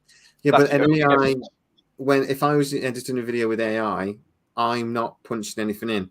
Well, I would at the start. I would say, right, here's my unedited version. I'd like you to create a video, please, and I'd like you to do it with these parameters. Go. My input is really only as far as that. I can then maybe polish it when we're done. When I edit a video, I'm going in and I'm actually cutting slices and putting and removing bits, and I can figure out the pace of the video and what have you, and I can be creative as I'm going along. Well, okay, so tell me what to do next, does it? It doesn't. Well, with that thought process, I guess you could arguably just type in like, hey, edit this for me and do it in my style or something like that. Or you could just say, hey, edit this for me. And it might just do like the most simplistic editing, but you would still have to tell it what to edit out. It wouldn't just be like, hey, edit for me, unless you plugged in your first 300 videos. And then it was like, edit this in the style of SciTrek. Yeah, but you're on about doing that now. I'm on about what's it going to be like in 10 years. I'm not on about using AI today. I'm on about if we open the door to this, what's AI going to be doing in 10 years? Well, like you said with accounting, it's different. The whole landscape of it is different than what it was. It's intrinsically the same thing, but the landscape and the way we think about it, the way we interact with it, and the way the employees deal with like customers and stuff like that is different. Yeah, that's going to happen no matter what. AI is just kind of the next step in progressivism or human evolution, transhumanism, whatever you want to call it. At the end of the day, No, I get the argument that we're basically saying, look, this is a new technology and we'll evolve and we'll adapt to it, right? I understand that, but I don't think this is quite the same as when we put machines into car manufacturing. And we remove that, so that's a tough, horrible job. And we created robots and can do it loads better and loads of people. But we evolved. I don't think it's quite the same as that. People lost their jobs. Loads of people lost their jobs, but our economy changed. We moved a lot of our jobs in the West. We do loads of jobs that we don't want to do in the West. So we let other countries do it that are poorer, and they'll do it for less money. And now we don't really want to sew trainers together, so we'll let Thailand do it and whatever. So, yeah. I mean, that's how our economy works, unfortunately. What we're talking about here, though, is actually starting to remove some of those high-skilled jobs. So being a writer, being a novelist, is not something anybody can do. It's a high-skill role. And we're actually even removing that. I'm just saying that there's got to be a line. And if we are we though? The problem is if the first AI written movie makes $1 billion, everybody's going to want to do it. To counter that argument, so we mentioned video AI's editing videos. AI can edit videos now. They're pretty good at it. You can say to them, cut out all the ums and ahs, do a few lens flares, I don't know, whatever. But there are still insanely good editors who can do a way better job, and they get paid handsomely for it. Yeah. So I think the same is going to be true for writers. The AI can probably do a pretty good job, but there's going to be people, creative people, talented creative people who can do it way better. And that's always going to be the case because humans can do things that machines cannot. We can create things that have never existed before. We don't have to draw. We don't have to look at every body of work in the past and then make something based on that. We can imagine. We can have new ideas, whereas a computer can never do that. So it's fine as long as if we lose 90% of writers in Hollywood right now, that's fine though, because the top 10% will always be able to keep their jobs and always be able to. Well, no, I don't think. I don't think it would be that broad. I don't think that many people would lose their jobs. Because it's always just going to be a tool. These people might end up incorporating AI into their job for all the reasons that we mentioned before, like just to come up with a rough idea, or they've got a rough idea in their head, they pull it in, and then it comes up with like an outline or something like that, and then that can fuel their imagination, and they'll be like, "Oh, actually, I didn't think of that before," and then that spurs on more creativity. And it's just a tool for enhancing creativity. I would actually argue that I think I agree with you in the respect of using it. So I think the writer's strike, what they need to do is they need to basically say that AI cannot be hired as a person, right? So you can't hire an AI to write a script. What you can do is a writer can use AI to help him create a script quicker or whatever. But then a writer's thing. But then that's the point of a lot of the strike that's going on at the moment, though, is that the studios don't want to accept that. And but that, for me, that's a simple thing. You cannot use AI as a person. Done. No. The same way you wouldn't hire a computer as a person. A computer is a tool. You wouldn't hire AI as a person because it's a tool. That's why AI is dangerous, though, because it can replace a person pretty much completely. And all you then need is executive. Well, an executive can set the barriers, and you can have a programmer there going, "Yeah, do you want it to be in this style? Do you want it to be in that style?" And again, maybe not now, but in 10 years. What you're talking about is custom language models. They are expensive, very expensive. No, all the time. 10 years. The evolution of this technology is going to be how much better in 10 years? It's not the technology. It's the amount of information that you have to feed it for it to get better, and you have to train it.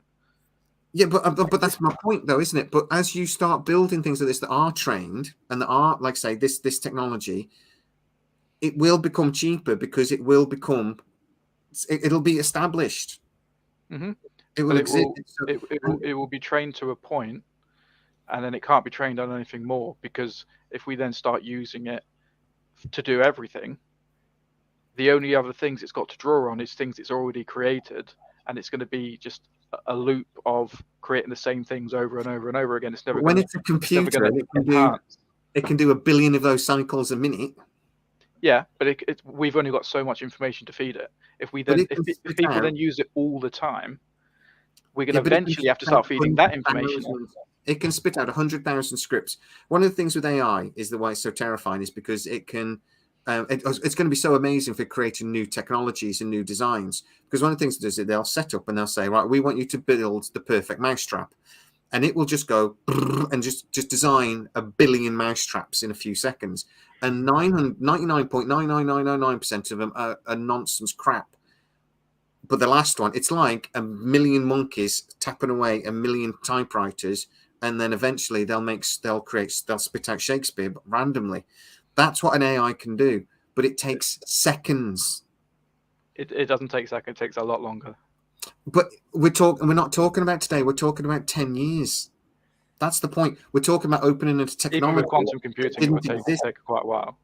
But we're talking about technology that didn't exist 10 years ago. Yeah, but even like 10 years? No, generative algorithms have existed for decades. It's just all it is a more advanced generative.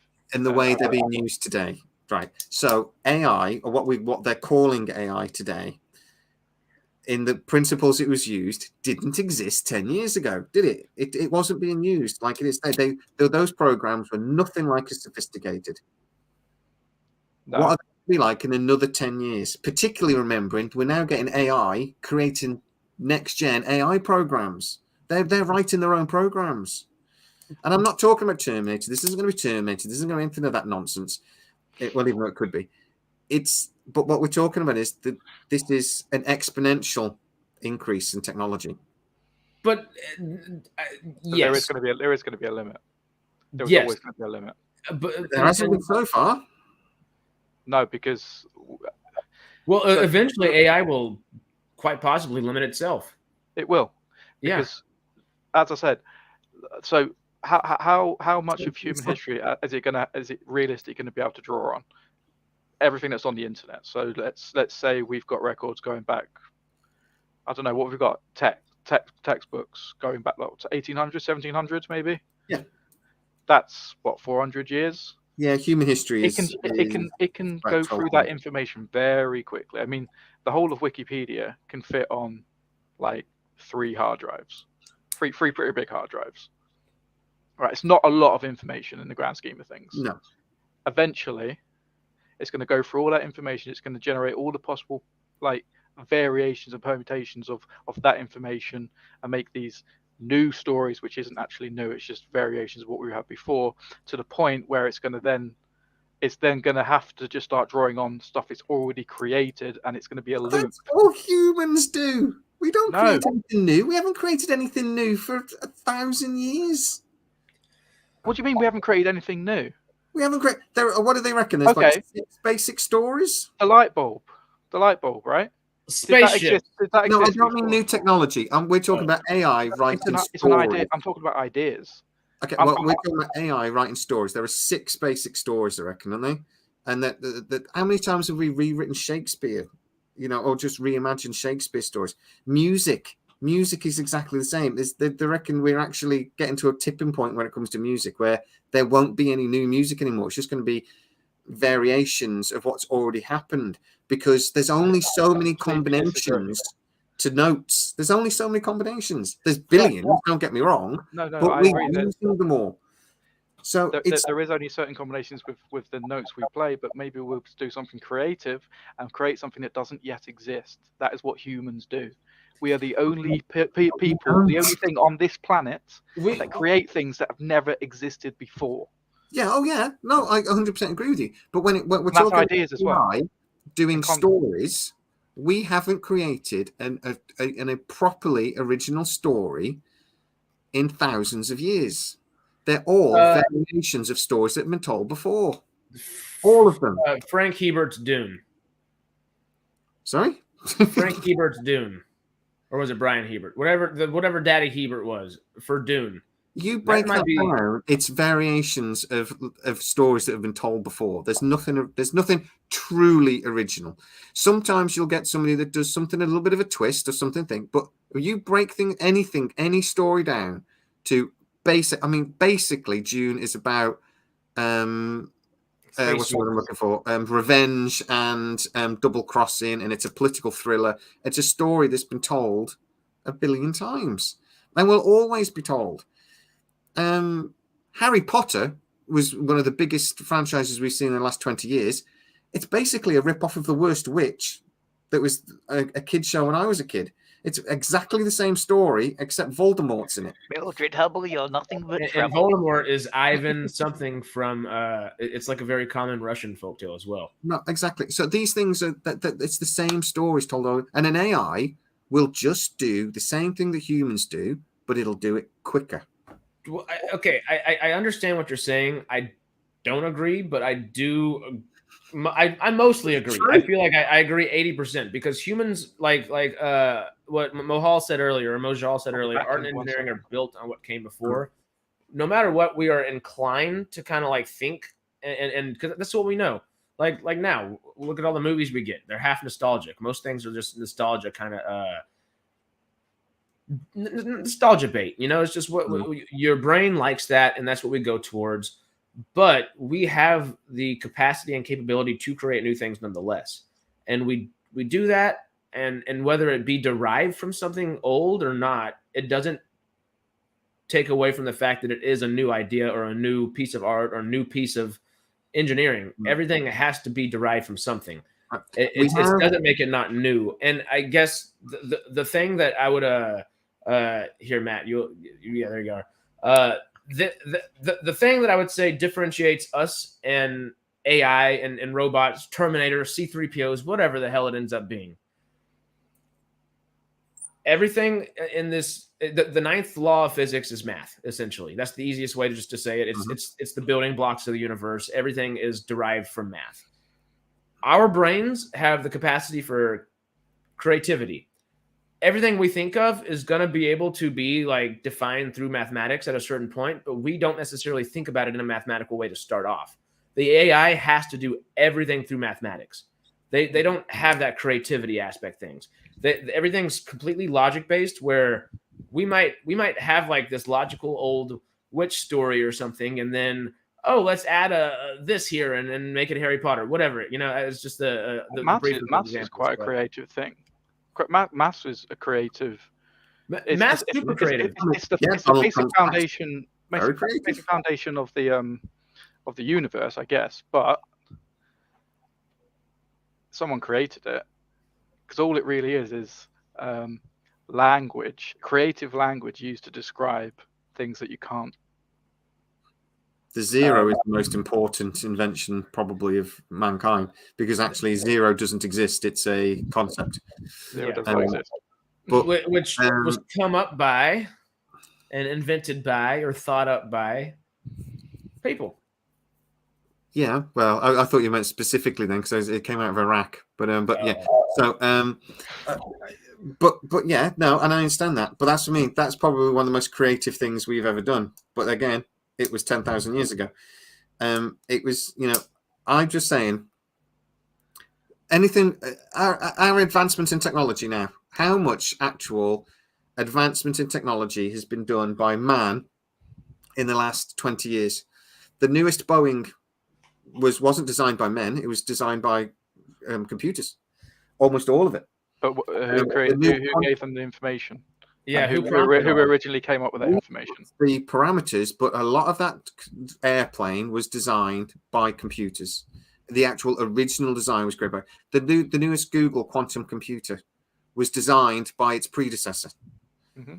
We might do the foundation, but we are not clever enough to actually then create the next thing. We need the computers to support us.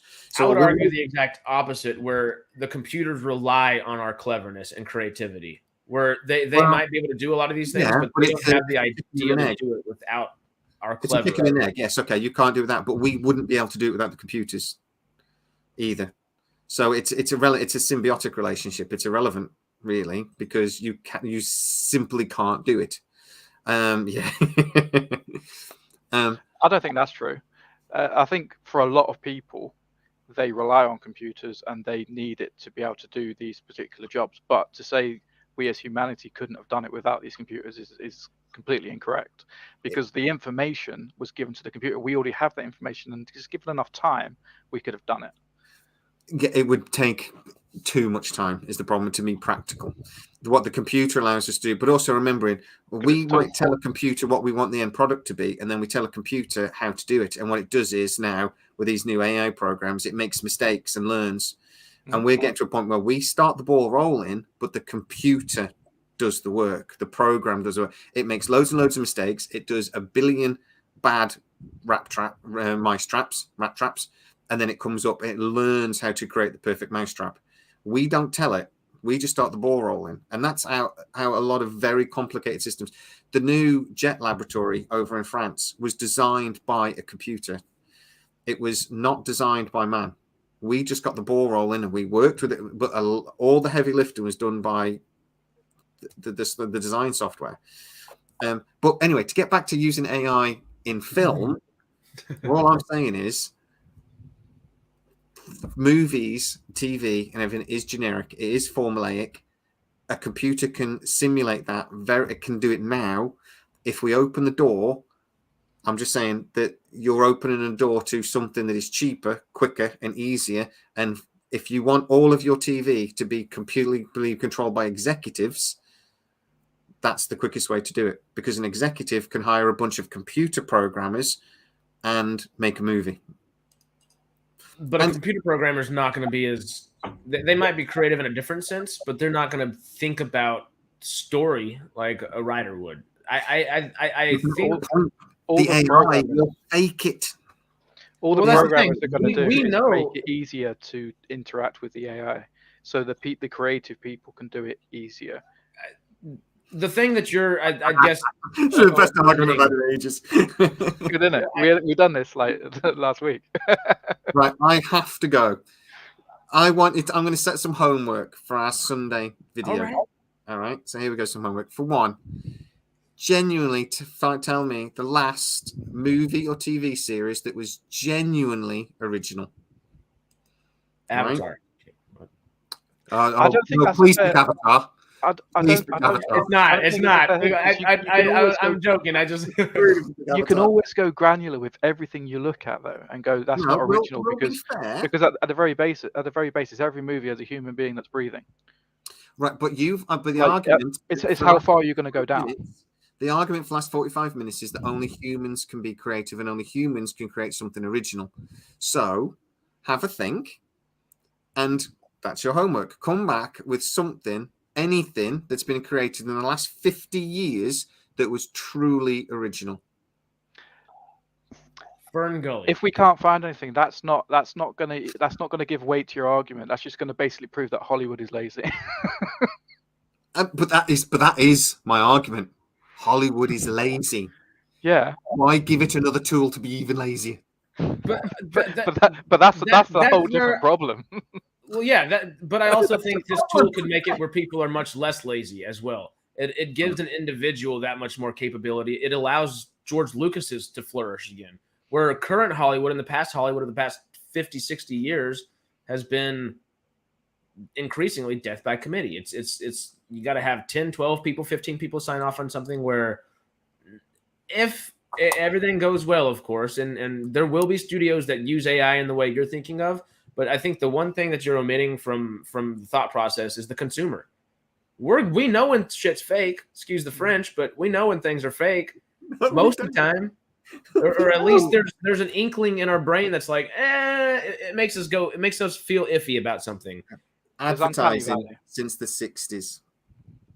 Well, yes, that's mathematics. That's mathematics again. That's just. But do you actually? It just proves the point that people are individuals are very intelligent. People are stupid, and I'm including myself in that. And advertising works because of very fundamental, basic things that stimulate us and interest us. Movies that are very, very generic and very, very formulaic work, and we watch them and we love them. The Fast and the Furious franchise could have very easily been created by an AI, and we wouldn't notice a difference. That's the most creative human endeavor I think that there's ever been.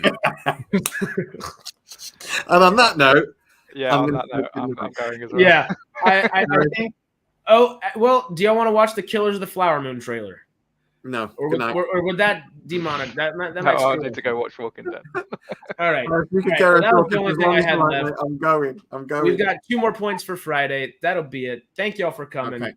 Before y'all leave, real quick, tell people where to follow y'all. Well, you're on SciTrek. Y'all know where to follow them. Yeah, follow us know here. what we're doing. As soon as the point of the Tonight Show, though, is go over to MCubed and join there, because we don't want to see any more videos of Harris just having 2 or 3 people on. We want 20, 30 people on like we have had tonight. So let's get some more people over to, and where me, Stormy last night, the idiot Matthew here in the middle, who's just, I mean, I've screamed "Shut up, Matt" in my head for the last 25 minutes, and I've not said it once. So no, I love you guys. That's honestly, it's like mental Olympics this evening. I've loved it.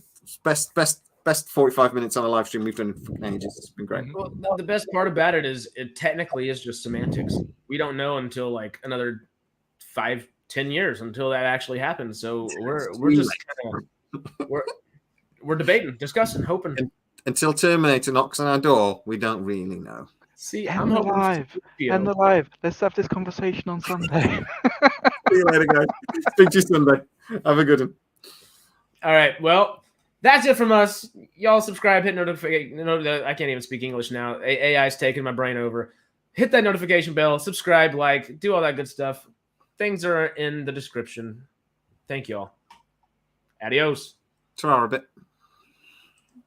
I actually have to press end broadcast, not leave studio. I'll do it.